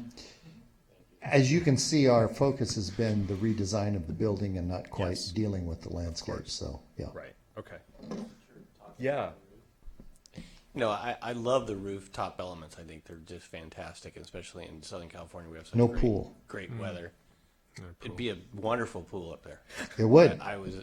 Anyways. You can pay the water. We're moving past that for what about? Should I worry about privacy up there? I mean, you're not surrounded by any other residential but your own, and I guess where I'm concerned is people standing right next to a rail and looking down into another one of your units, or you said you're designing something across 6th Street. Yes. Why shouldn't I be concerned about that? And can we design around that by putting plants along the edge or something so you don't get right there? Well, we need to leave a 4-foot area around for access, for maintenance access. It's a requirement for high-rise buildings to be able to have access to those facades. So typically, holding things back away from the edge of the building, 4 feet, and then having tie downs so they can tie down the equipment to be able to service the facades of those buildings. So where I see right now, this kind of looks like you go right up to the rail. You're saying in the final design, you would not be able to get that close to the Yeah, front. there would be, around the edge of this area, there'll be an area of 4 feet. Sometimes it gets landscaped, but it's very, very low. But we also then have to provide the appropriate handrail height, the 42-inch height. Okay. And this is a very, very early scheme, a set of ideas that we're working with the landscape architect. I have one more question. I'm afraid it's for Mr. Rand again. Oh, can I ask one more Yes, question to Mr. sure, Falonis while let's do he's that, here? yeah. Something I really liked about the original building was the pop of color on the interior walls, and I try to leave the design to the designers. Is that something, but I'm going to ask, is that something you looked at integrating at all here? Yes. And did it not work? It worked on the other building because it was a big blank wall that allowed for that splash of color. Here it would be little pieces of color on some of these blank walls. And I'm very careful about the use of color on buildings, just because it kind of dates things, and we're trying to design buildings that have a timelessness about them. Fair enough. Thank you. Thank you. So, thank you. The last question, I think my last question is for Mr. Rand again. And while you're coming up, I want to say that I think, to Commissioner McKinnon's point about optionality and flexibility, I think we recognize that the council, you alluded to the conversation last week, is interested in these different kinds of co-housing and co-living models, with an understanding that they're for people who want to live here. And so I think where we're getting on these conditions and some of these conversations is an awareness of that, that approach, and also an awareness that to the extent that there's going to be some experimentation going on either side of these conversations, whether it's about co-housing or different kind of lease terms, those are policy. I mean, that's all above all our pay grades to a certain degree in terms of what the policy is. Our goal is to ensure that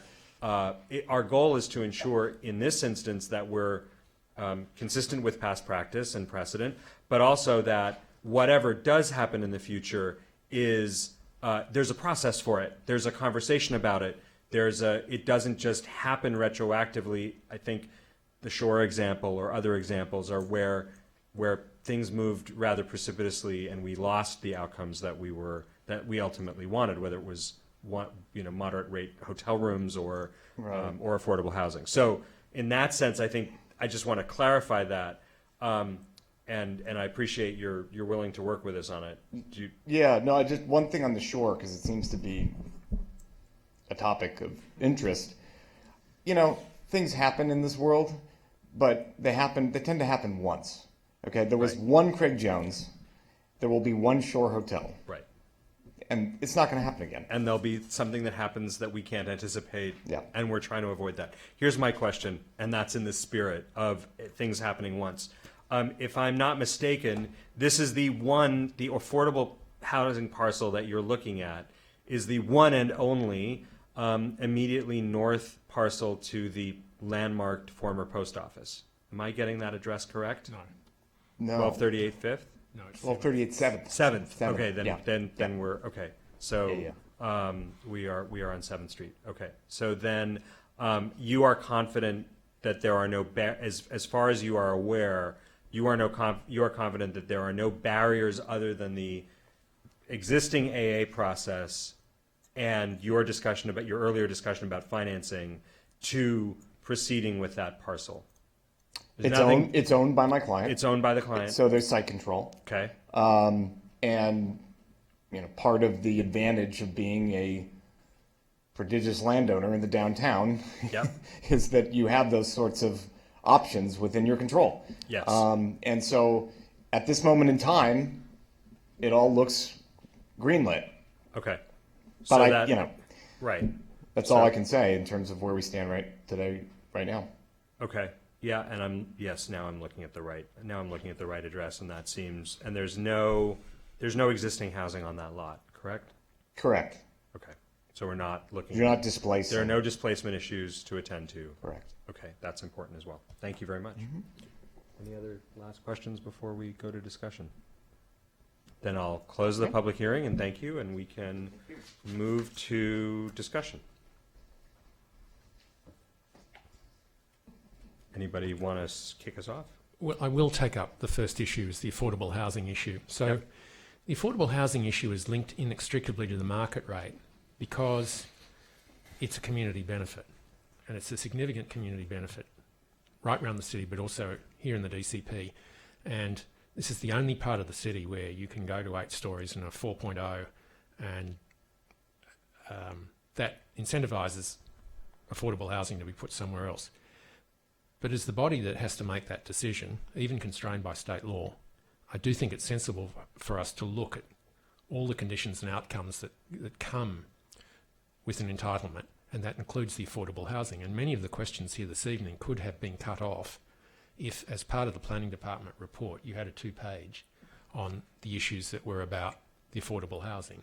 So we were going backwards and forwards about where's it located, what, et cetera, and it's simply that oversight rule or the oversight responsibility that I think is important and that we should always participate in. And if in fact they had made the decision to go, in the first case, to the building, affordable housing inside this building, we would have had a discussion about where affordable housing was going within the building. Now, the advantage of having off-site, and these guys have even exceeded it, is that we do get 25%, and that is a significant step. And that was always part of the discussions, and in the DCP people would keep telling us, oh, that's not going to be possible, they're not going to do it, it's not going to happen. Well, here it is, it has happened, even with the people in some ways that have most to lose because they have more and more buildings in the downtown. So they set a standard and we can hold them to it. But it is there. My concern continues to be that this is built. And so that's what I will direct some thoughts to as we go through this process. And Mr. Rand is right. There is an occasion where there's a one-off, but there was a one-off with all the SROs that came flooding in when the rules changed. And this particular company has in its DNAs and the capacity to look at the possibilities that exist and exploit them to the fullest. And it really goes right back. And if you look at Craig Jones built those buildings, never did the affordable.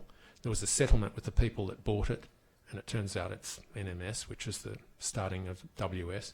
The affordable housing is not yet built. And we have a sequence with this particular company of things that did not happen that should have happened under regulations, and they are currently being sued by the city on tenant harassment. So without going into the ins and outs of the various court cases that they have been part of over the last 4 or 5 years or longer, all the things that have been said about them, or the issues that have happened to them, I do think we should be as strong as possible in ensuring that the entitlement of the city and the rights of the city and the people who live here are protected as we go forward. So that's what I'll be aiming to do here. And then there's a sequence of other things that have been volunteered, which I think are very gracious, that we will incorporate into the outcome. So I'm interested in engaging on that, Richard. I'm obviously very interested in making sure that happens as well. But sitting here tonight, I do not understand how we could get any better assurances than having a condition that says they can't have a C of O. They don't get a C of O for the 8-story building until they have the C of O for the affordable. That's as strong as I can come up with. I asked staff if that meant C of O also included TCO, and they said it does in the code. So, I mean, we could add in the language that you can't get a TCO either, but I think it's duplicating what's in the code. So, again, if you have a creative, a more substantial way of doing this, then let's bring it up. Otherwise, we've done what we can do, and we got to move forward on that issue. And I'm not discounting. I think it's really important. I know you're not. So we could possibly add in the TCO. I mean, one of the things that's happened this evening is the applicant has asked us to stress in the STOA, and which I'd be happy to do, that the downtown community plan allows them to have off-site, which may assist in the funding. And I think that's a reasonable thing, that we could do that. So if adding in the TCO is a factor so that when they go to their funders or whoever, they've got a piece of paper that's a condition. One of the issues, and cuts both ways, is whether or not we put a penalty in there or look to have a penalty if the affordable's not built. I keep coming back to the thought that if I was a person constructing it, despite what Mr. Rand said, I put a building in place that's worth 70 or 80 or $100 million, I run the risk that I come to the city and I say, I didn't do the affordable and I'm willing to pay a $3 or $4 or $5 million penalty.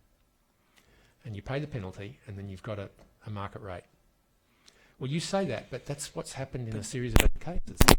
We'd have to change the code for them to be able to do that. Right. And the $3 or $4 million at $500,000 to $700,000 per unit is going to get us, a minimal amount of parking. I mean, a minimal amount of units. So we would never accept that as a city. But I'll come back to you would have to change the code to do that. Yeah. They can't get a C of O.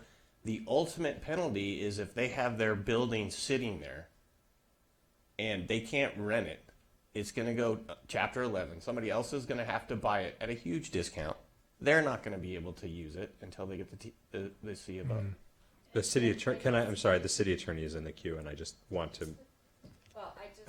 And Commissioner yeah, Fonda sorry. Bernardi is actually ahead of you, so I would like to defer to the city attorney, and then we'll hear from Commissioner Fonda Bernardi. Is anyone here bothered by the fact that we are not approving 140 units, we're approving 241 bedroom units in this building? That's what's in the plans before us. They've been gussied up and flipped around and labeled as flexible, but there's not even an attempt to show a real 2-bedroom unit, a real 3-bedroom unit. These are all, in effect, 1-bedroom units. They're designed that way. Their plans show that clearly. And I'm very uncomfortable with the fact that we have a code that acts for a mix of units, and what we're getting is buildings that are not a mix of units at all. They're just basically 240 one-bedroom units or studios. So since the city attorney is in the queue, let me turn it to her, but also pose these two questions. We've heard a question from Commissioner McKinnon about how do we ensure that, in fact, the market rate doesn't happen until the affordable happens, and I'm seeing in 14A that there might be an opportunity for us to stage what comes first, because there's a lot of ors in the language. And then Commissioner Fonda Bernardi's question is how do we know we're going to get what we think we're approving, and what guarantees do we have? Okay, so I'll start, and then the planning manager can jump in if she'd like. One thing I do want to mention is I understand that this property owner has several properties in the downtown, and there may be other instances with other projects, but before you this evening is a distinct application, and you are looking at it objectively as you would any other application, regardless of who the applicant is.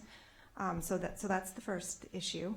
The second one is, so the order of operations with respect to the off-site affordable housing and how it is set up in the code and in the administrative guidelines for the AHPP is that the deed restriction must be recorded against the property, either the on-site or the off-site property, wherever the units are going to be located prior to issuance of a building permit.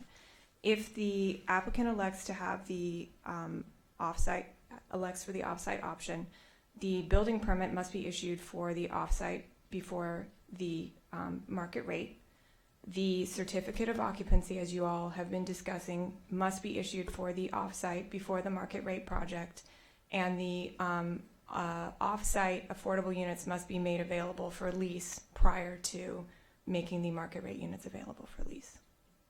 So it's designed because the city is very invested in ensuring that the affordable units are constructed. It's designed to have them be constructed in tandem, and either prior to or concurrently, so that everything goes together as if they are on one site as closely as possible. So to clarify, they could be in construction simultaneously on both projects, or they could construct the affordable prior to the market rate, but they can't pull up construction. They couldn't somehow nothing can skip over to get to the market rate, even if they pull something early.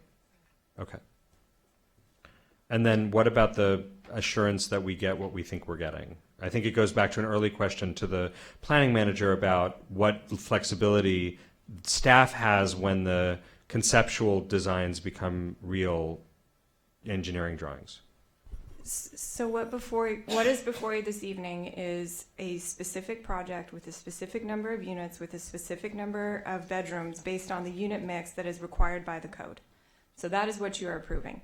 If any of that changes, then we have an issue, and it will no longer be a code compliant project, and we will decide what to do at that point with respect to steps to be taken. But they will no longer be compliant with the entitlement that they received or the code at that point.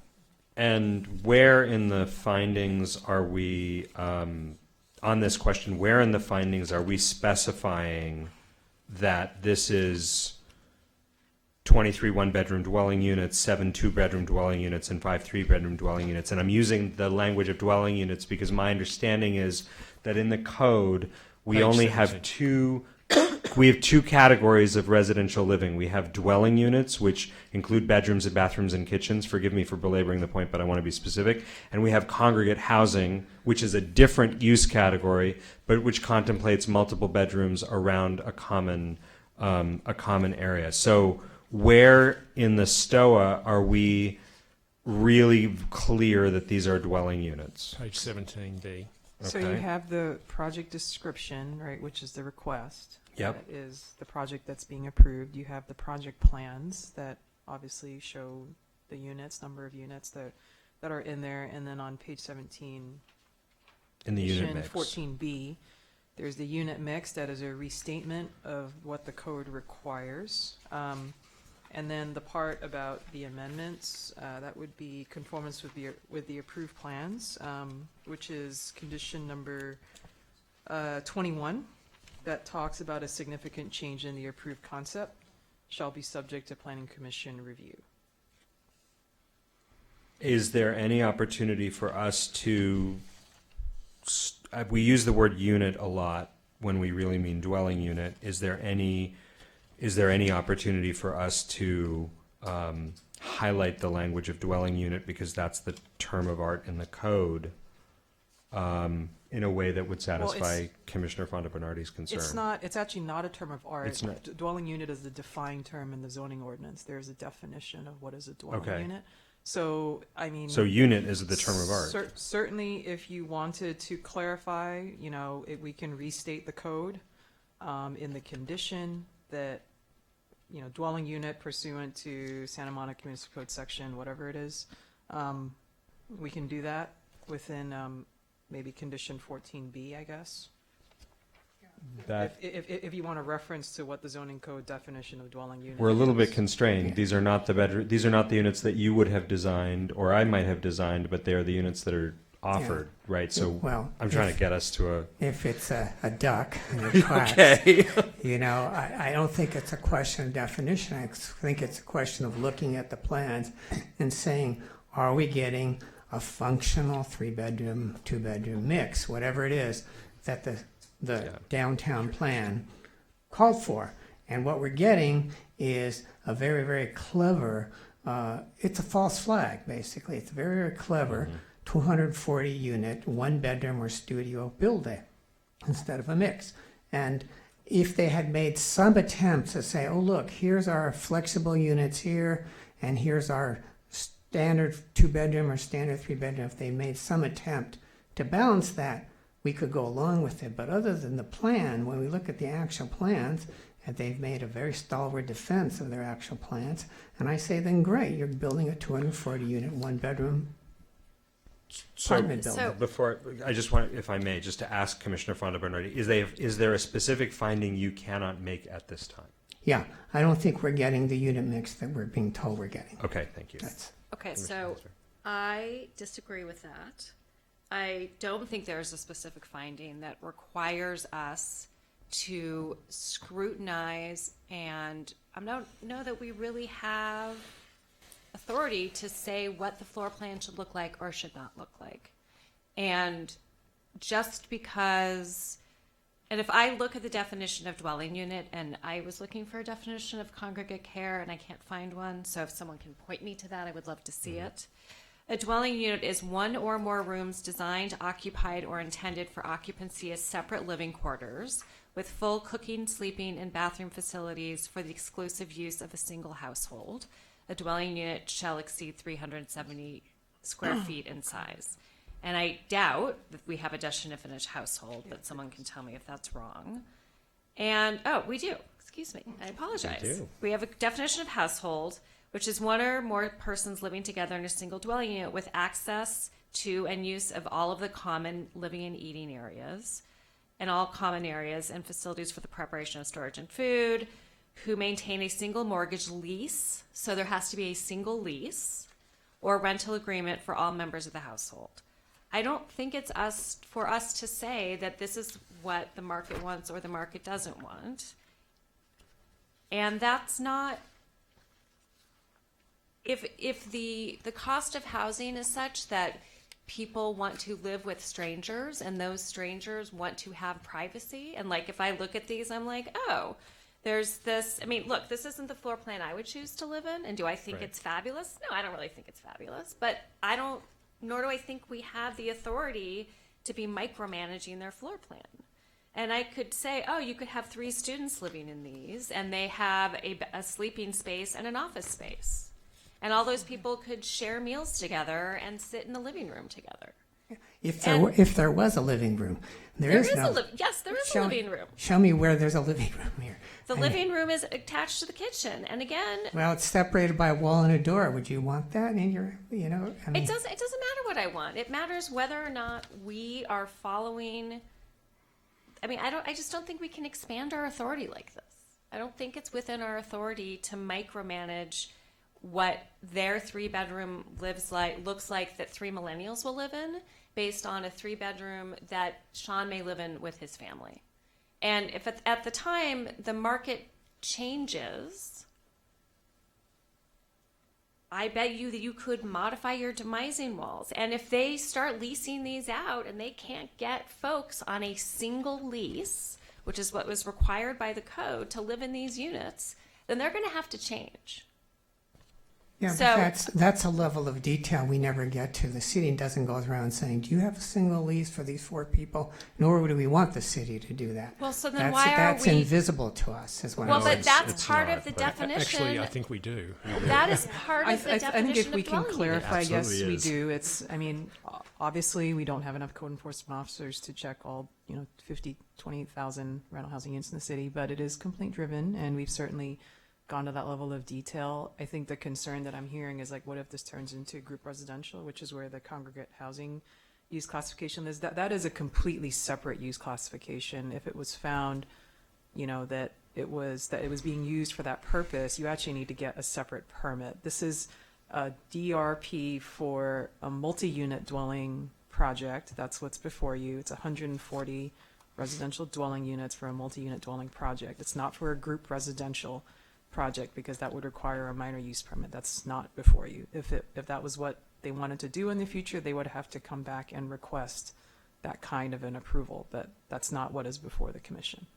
And given the cost of housing today and the market, why should we make it hard for 3 people who may be strangers who get together and say, okay, we're going to lease a place together and we each want some privacy? And why should we assume that it's only a family or a traditional notion of what we think is a family can live there?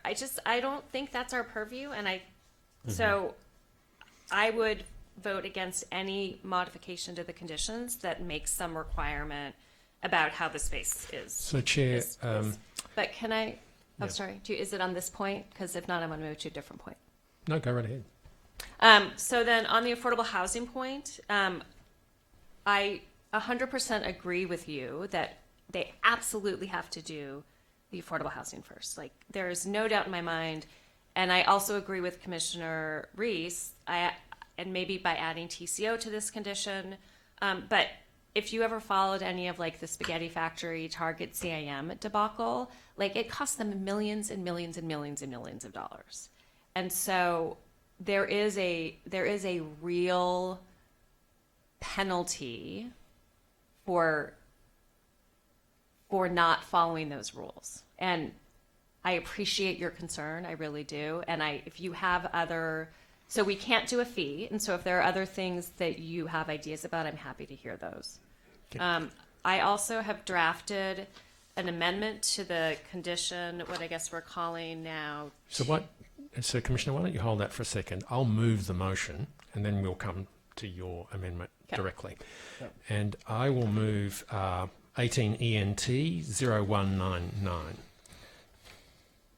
which is the permit for this. So we need a seconder. Second. So Commissioner Reese. I'd like to start off by speaking about it in general terms, and then we'll do our now traditional work through it. In one way, it's with extreme reluctance. I think the issue here, and particularly with WS Communities and NMS, is the issue of trust, to make sure that things are done as they should be done. And there is a history here now that when you do a Google search or any sort of search, you begin to come across a series of court cases and issues as recently as this year that cause you to be sceptical about the intentions. On the other hand, 25% affordable housing in an affordable building that's going to be built is a major step in the right direction. And in every other way, the building complies with the DCP and therefore is subject to the Housing Affordability Act, and therefore we have to pass it. And in response to Commissioner Fonda Bernardi's comments, these may not be 3-bedroom apartments I would choose to live in, but they do absolutely comply with the definition of 3-bedroom apartments, however difficult it might be. And the market will very quickly sort it out. I don't have the capacity, and nor do any of us, to order them, to change them. What I'm going to suggest is that we ask the ARB to have a particular examination of the layout of the units in the 3 bedrooms, and it really will be up to them. That's the design purview. Sure. But otherwise, I can't see any other way forward other than to pass this, to move it, to entitle it, and to do it with the strongest protections. And so I've got a list of things that I'd like to now just talk to for a second that will be incorporated into the motion, collect other ideas from people here as we go, and then see if that resolves it. So, what's that? I'm just going to asking if we could have a 2-minute break, but I'm going to just step out and I'll catch up when I get back. Okay. So, what I think I heard the applicant request first of all was that we make a specific provision that indicates that the downtown community plan allows the applicant to either select an off-site option or to do affordable housing on-site, and I think that would be a reasonable thing to incorporate. May I just, as you go, I would like to check in with planning staff and city attorney to make sure that we have language for each of these items and confirm that we don't need to wordsmith on the dais, or we do. Are you good with that? Do you have language for this? We have language we can read into the record. So yes, and Chair, what I'd suggest is that these very able people will listen to us, write it up a lot more succinctly, and then they'll come back to us as the STOA, which we'll correct. We might not all agree with the changes. Right. So what I'd like to suggest is that but I just want to check in with them as they go so that we're not rushing through, and then we can hear from staff at the end of your list, if that's all right. I just want to make sure we're going at a good pace. That's all. Actually, Commissioner Reese makes a very good point, as he does so often. And perhaps I should just check that I think Commissioner Pastor was okay with it. I'm obviously okay. Is everybody else okay with that clause going into the STOA? For clarity, to restate the clause, what we are saying are two things. One is that the DCP provides for the option, and that under this condition, we are anticipating the off-site option, but leaving the right to the applicant to pursue the on-site option if necessary. So, and if off-site, it's a shall, but if not off-site, it's the DCP rules. Is that what everyone understands that we're talking about? So just to clarify, the DCP rules and the AHPP rules apply regardless? Yes. So the difference would be if it's off-site, the tweak is the 2 additional units. Right, yes. But otherwise, if it's on-site, it's just going to be subject to the DCP rules and the HPP rules. Yes. And if it's off-site, it's subject to the same, except for they've volunteered the Right. extra The 2 current STOA says it shall be off-site, Right. and I think what we're saying is it can be on-site or off-site. If it's off-site, it's this. If it's on-site, it's that. Well, actually, the current STOA on page 16 says wood, and Mr. Raskin suggested it shall be shall. I think it should be would. I think it should remain as the STOA. I have a proposed condition for this. Oh, no, this is, okay. Oh, you haven't incorporated with that? You've addressed that issue? Oh, Jing. okay. So, Jing, do you want to read that? You want me to read something? Yeah. Can we put it on the screen so the applicant can see it? Sure. Is there some way to do that? I think just read it, Jing. Just Okay. read it. Okay. So this would be the amendment to 14A. So the project will comply with the affordable housing requirements of Chapter 9.64 as modified by SMMC Section 9.10.070 for the 37 offsite affordable units or 36 affordable units in one manager's unit if required by the funding source or if desired by the applicant. The units provided above the required 35 units shall be restricted to moderate income units. If the affordable units are provided on-site, they shall be distributed throughout the buildings in a reasonable, equitable, and proportional manner as required by Chapter 9.64. Prior to issuance of a building permit, the applicant shall submit deed restrictions or other legal instruments setting forth the obligation of the applicant under SMMC Section 9.10.070 for city review and approval. Such restrictions shall be effective for at least 55 years. If the required affordable units are provided off-site, no building permit shall be issued until a building permit has been issued for the off-site affordable units, and pursuant to SMMC Section 9.10.070, no final city construction permit sign-off or occupancy permit shall be granted until final construction permit sign-off of occupancy permit has been granted for the off-site affordable units. Off-site affordable units shall be offered for rent prior to or concurrently with the rental of the project's units. So that I have one tweak to that. By moderate, I meant 100%, not 110 or 120. So, because of Prop R, I want to make sure that those 2 extra units are not going above 100. Okay. And We can should we change add that to no more than TCO? 100%. No more than 100%. Yeah, and you think, want to add the And I TCO. think Commissioner Reese indicated that adding the TCO in would strengthen that. That was some minutes ago. Okay. Commissioner Pastor, does that cover your... Yes. You good? Okay. Okay. Okay. So... Lead on. The other clause that was accepted, I think, by the applicant with some modification was the now standard case management, Yes. as modified by Mr. Rand. The modification, as I understand it, is that when this is provided off-site, the code already dictates that it's a nonprofit service provider who has these things baked in. So we've typically applied this clause to inclusionary housing to ensure that, for me, it raises a question of, well, we now don't have a community. If we're going on site, there's no community room to provide these services, which is somewhat worrisome to me. And I think we need to kind of unpack that a little bit. But yes, it applies to the on-site option. Okay. So that would go into that. The applicant also accepted your corporate housing clause with the removal of the successor. Correct, but with the if we can bring up can we bring that slide back up so everyone can see it again?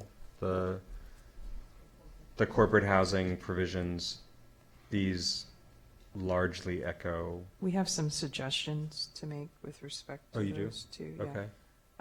So it's a little bit different because I think what's up there is not exactly what you were talking about. So for the project description, Yep. what it probably should say is the 140 residential units are intended for use by persons as their permanent place of residence and shall not be used as corporate housing or lodging for persons who intend their occupancy to be temporary. Yep. Leases for residential units shall include restrictions against corporate housing and temporary lodging. And I believe that's agreeable to the applicant. And then into the conditions, there would be 2 new conditions. The 140 residential units shall not be used for corporate housing as defined in SMMC Section 9.51.020A2, nor as lodging as defined in SMMC Section 9.51030B15. These prohibitions shall be included in all leases. And then there's a second condition, the city shall at its discretion be entitled to enforce the terms and conditions of this permit, including without limitation its prohibition against use of the residential units for corporate housing as defined in section blah, blah, blah, and lodging as defined in the municipal code section, using all of its enforcement powers as provided by law, including without limitation, everything you see up there. And 3.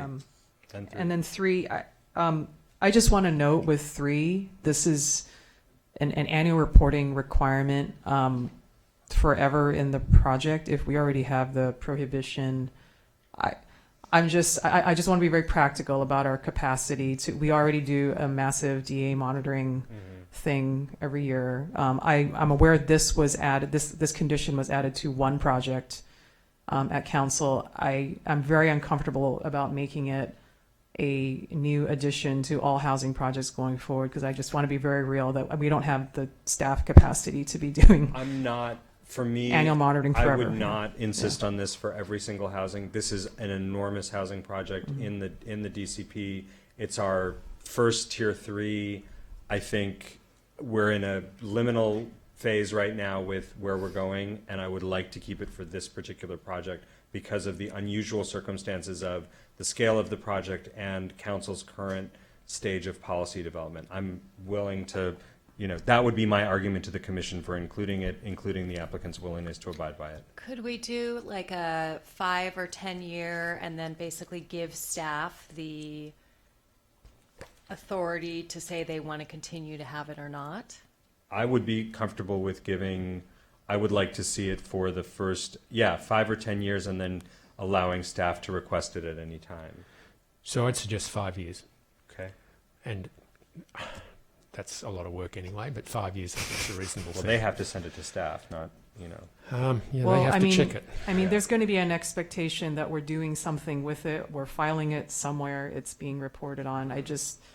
These monitoring efforts are not a small thing to ask for, so I want to be very cognizant and diligent, as to when we do this. And, in the sense of this being unusual, just within the context of where the state's going with respect to what sites may be, this may not be very unusual in terms of the number of units, that you're required to have on a site and what That's have you. That's a fair point. So. But we will, in future, have more clarity from council as to some of the definitions and medium versus long-term rental policies that we don't currently have. And so this, I think, could even help inform policy development if we know what the... So, Chair, I'd be happy to have this in this project for 5 years. Given what the DCP says, which is a 4.0, 84-foot high in this area, we are going to get a lot more projects. Correct. And this is where we want to concentrate people. We don't want these guys spending all their time checking on this corporate housing thing. There's a ton of other compliance issues. Agreed. But in this case, go. Well, another idea is that could we add a sentence to it that basically says if changes to policy or law require some other kind of reporting requirement, this condition shall be null and void? Yeah, sure. Mm-hmm. That's good. That's so good. 5 years. From the certificate of occupancy. 5 years from the certificate of occupancy. Okay. Staff can request it at any time thereafter on its own authority, but it's not an annual requirement, and null and void if law or policy changes. Yeah, that's good. Okay, so then I think directions to ARB include taking a look at the layout of the units, in particular the 3 bedrooms, which was raised by Commissioner Fonda Bernardi. I don't think it'll go all the way to answering the issues that you've raised so persuasively this evening, and it may in fact be their intention to do that.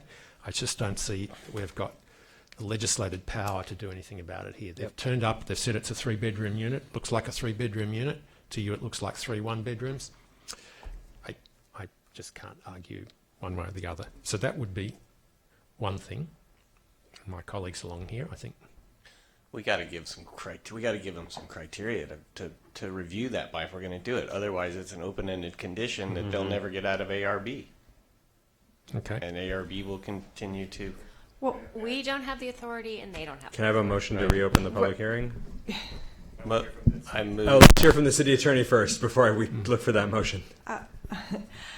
So the ARB does not actually review and approve floor plans either. So those are subject to building code requirements, and that's the plan check process. That's Okay. building and safety. They do have, sometimes make comments about making sure that there's enough light and air. With respect to units, they do make those comments, but those really do actually ultimately relate to the exterior of the building. But that's their purview. Okay. Okay, so I think we'll knock that one out then. Indicated that I would like the ARB to have a look at the fenestration and articulation of both 6th Street and Colorado. There was a discussion here about ARB having a look at the landscape plans.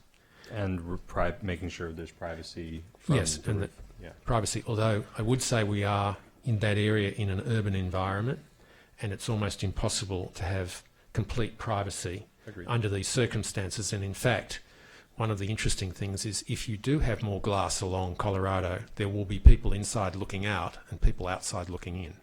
And that's one of the issues that you have in this environment. So I think we should certainly put it in, but it ultimately will be a different decision. Now that's the list that I've got here that I would incorporate into this motion. And now I think let's go along the commission to hear other things that might go in. So on that list, specifically on the landscaping, making sure that the planter depths are appropriate so that the trees and the plants... Deeper than 36 inches, I think, was your request, yes.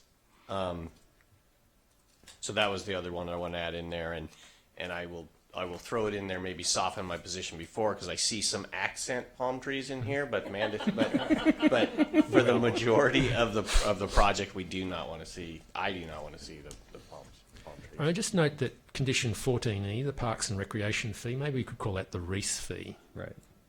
After your works of some years ago. Commissioner Pastor, did you have something else you wanted to add in? I'm in the queue. Oh, I sorry, had something I apologize. wanted to add. Yeah. Oh no, we're just. But go in the queue. Put yourself back in the queue. No, I just put myself in the queue on this. I would like to go to page 4 of the updated STOA. I don't know if this will satisfy Commissioner Fonda Bernardi's objections, but if we look at finding F, perhaps, and I recognize that this is somewhat redundant, we make the language say the proposed project provides 140 residential dwelling units, hereafter units, features space, et cetera, et cetera, et cetera. Further, the project provides community benefits, including, it should be 37, off-site affordable residential dwelling units to varying income level households. And so that is the first appearance of the word unit in the STOA, and therefore we are clarifying that by unit we mean a dwelling unit as understood in the code. That would be, again, it's a little bit redundant, but if you want to make that point, we could. So I have no objection to that going in. I don't think it's necessary, but it's not a problem for me to go in. I would ask whether that would help the commissioner feel more comfortable with the intent of the project. Well, the intent of the DCP was to have a mix of housing types, and what we got here was not a mix. We got something that functions, and this is not an appeal to a traditional family with 2 kids and a dog. These people can be roommates, they can be all kinds of configurations, they can be multi-generational, but the fact that you have a wimpy little kitchen that's basically 8 feet long for a 3-bedroom apartment tells me that it's not really designed for any configuration other than the gig economy worker or some very, very modest senior citizen. We've taken those 2 edges and capitalized them on this project. If we denied the middle of the sandwich, which is what the DC, was trying to do for the whole downtown, was to have a mix. This project doesn't serve that mix. It's a different animal. So all I would, I think that's a no. So then we don't need to make the. So the only thing I would say to that, Commissioner Fonda Bernardi, is that you do see a downsizer market that's emerging, and right around the world, people who are affluent enough to move into apartments are doing it, and they tend to have less interest in cooking at home than when they were growing up with 3 kids. Granted. And I think that that's going to be a growing part of the downtown market. And I also think you're right at the moment about the configuration. But there's nothing I can do about it. Commissioner Pastor, did you have anything else that you wanted to add into this motion? She's in the queue. And she's in the queue. Indeed. Yeah, I don't have any other additions. I just always like to get, when we read conditions from the dais, I do always like to give the applicant an opportunity to make any comments on the new conditions. So if it pleases the commission to just Reopen the public hearing, ask Mr. Rand if they have any concerns or. So we'd have to kind of. So we haven't quite got to that stage We're yet, not Mr. there yet. Rand. We're Much not as there you yet. might like to approach us. Right. Commissioner Fonda Bernardi, is there anything else that you wanted to add in over your objection? Acting Chair? I'm okay. I think we just have two motions that are now in somewhat of conflict, because to reopen the public hearing requires us to temporarily pull this motion. So, yeah, which we could do to reopen the public hearing. I actually see no point in having the applicant come forward at this time. I think we're at the point where we've as accepted everything that they wanted. We've imposed some conditions that they were agreeable to. Yeah. There's a few other things around the edges. We've toughened up the penalties. And in speaking to this, there is still a concern with me about the people who are making the application because of the checkered history they have in the city and the whole general hubbub that seems to surround them constantly. But that's not the issue. The issue is, does it comply with the DCP? Yes. Do we have to move this forward? Yes. Is it as tough as it can be? You rely on the assertions of the planning department and on the city attorney. And the city attorney has been really strong about this, both on the phone this afternoon and again this evening. That's a done deal. So the motion with these changes, as we've just worked them through, is what will go forward. I do have one more question. It's for the city attorney, really. And I do think we have an obligation to treat this as we've been, properly advised. We need to balance our concerns about reality with our obligation under the law to treat this application in its as the application in question. That having been said, I'm going to ask a general question, which is on page 19 of the STOA.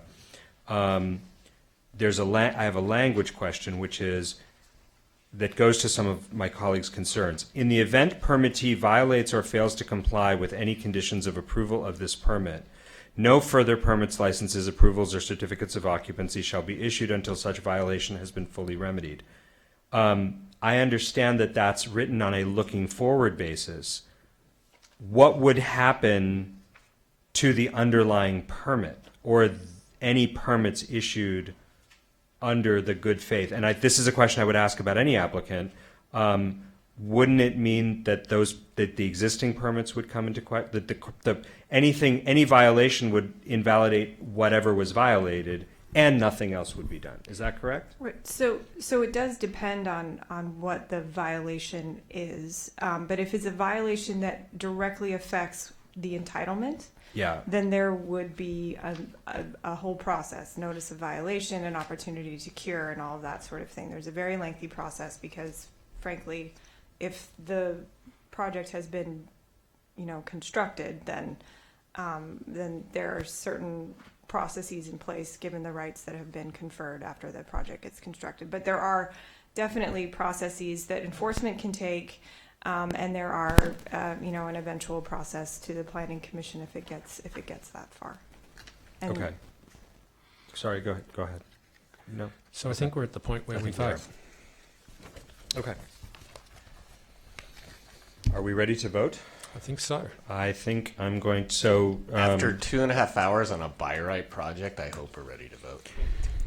Okay, so can we do this so as cynical. we do need two motions. So And I've moved both the motions. you've I think can we Commissioner vote? Rees- Can we vote once, or we're going to vote twice? We vote twice. All right, so let's call the roll on the development review permit 18 ENT-0199 as amended. Commissioner Fonda Bernardi? No. Commissioner McKinnon? Yes. Commissioner Pastor? Yes. Commissioner Reese? Yes. Chair Landris? Yes. And can we have the roll on the statement of the draft STOA? Do you want us to bring that back next Yes. time, given the number of changes? Okay, then we'll continue We that. won't vote on that right now. Okay. Terrific. All right, that concludes this matter, and we'll have the STOA next week. We're moving on to 9A, discussion and possible appointment of a planning commission representative to speak before the city council on the PICO text amendments. Could I have a motion to nominate Commissioners Reese and Pastor to represent Sure. us? If they want to go. If they want to go. Yeah, that's fine. Do we know when? We don't. Okay. Are we okay In with fact, I move a motion that they have to go. that? I'll second that motion. All in favor? Say Yeah, aye. we're the ones who missed that first Okay. meeting, though. Can we have just an aye? Aye. Yeah, Great, yeah. thank you. Any future commission agenda items? Commissioner Fonda Bernardi had one earlier. It was the Yeah. We were looking at the seismic issues, and if we're going to have Ariel come in, maybe he could come in, give us the seismic report and the update on the new code, how it might impact Yeah. setbacks, planning, heights, blah, blah, blah. So That would be great. I would also love, at some point, since there are big changes coming, once we know what the governor signs, I think, and it could be an information item, but I think 1330 and 13 are going to change some. SB 1330 and SB 1330 and SB 13, among others, will change some of what we do up here. So it would be good to be briefed. I have one too. Yes, sir. Discussing ground floor active uses. Yes, discussing ground floor active uses. We have the written communications we received and we filed. Public input. Seeing none, we are adjourned.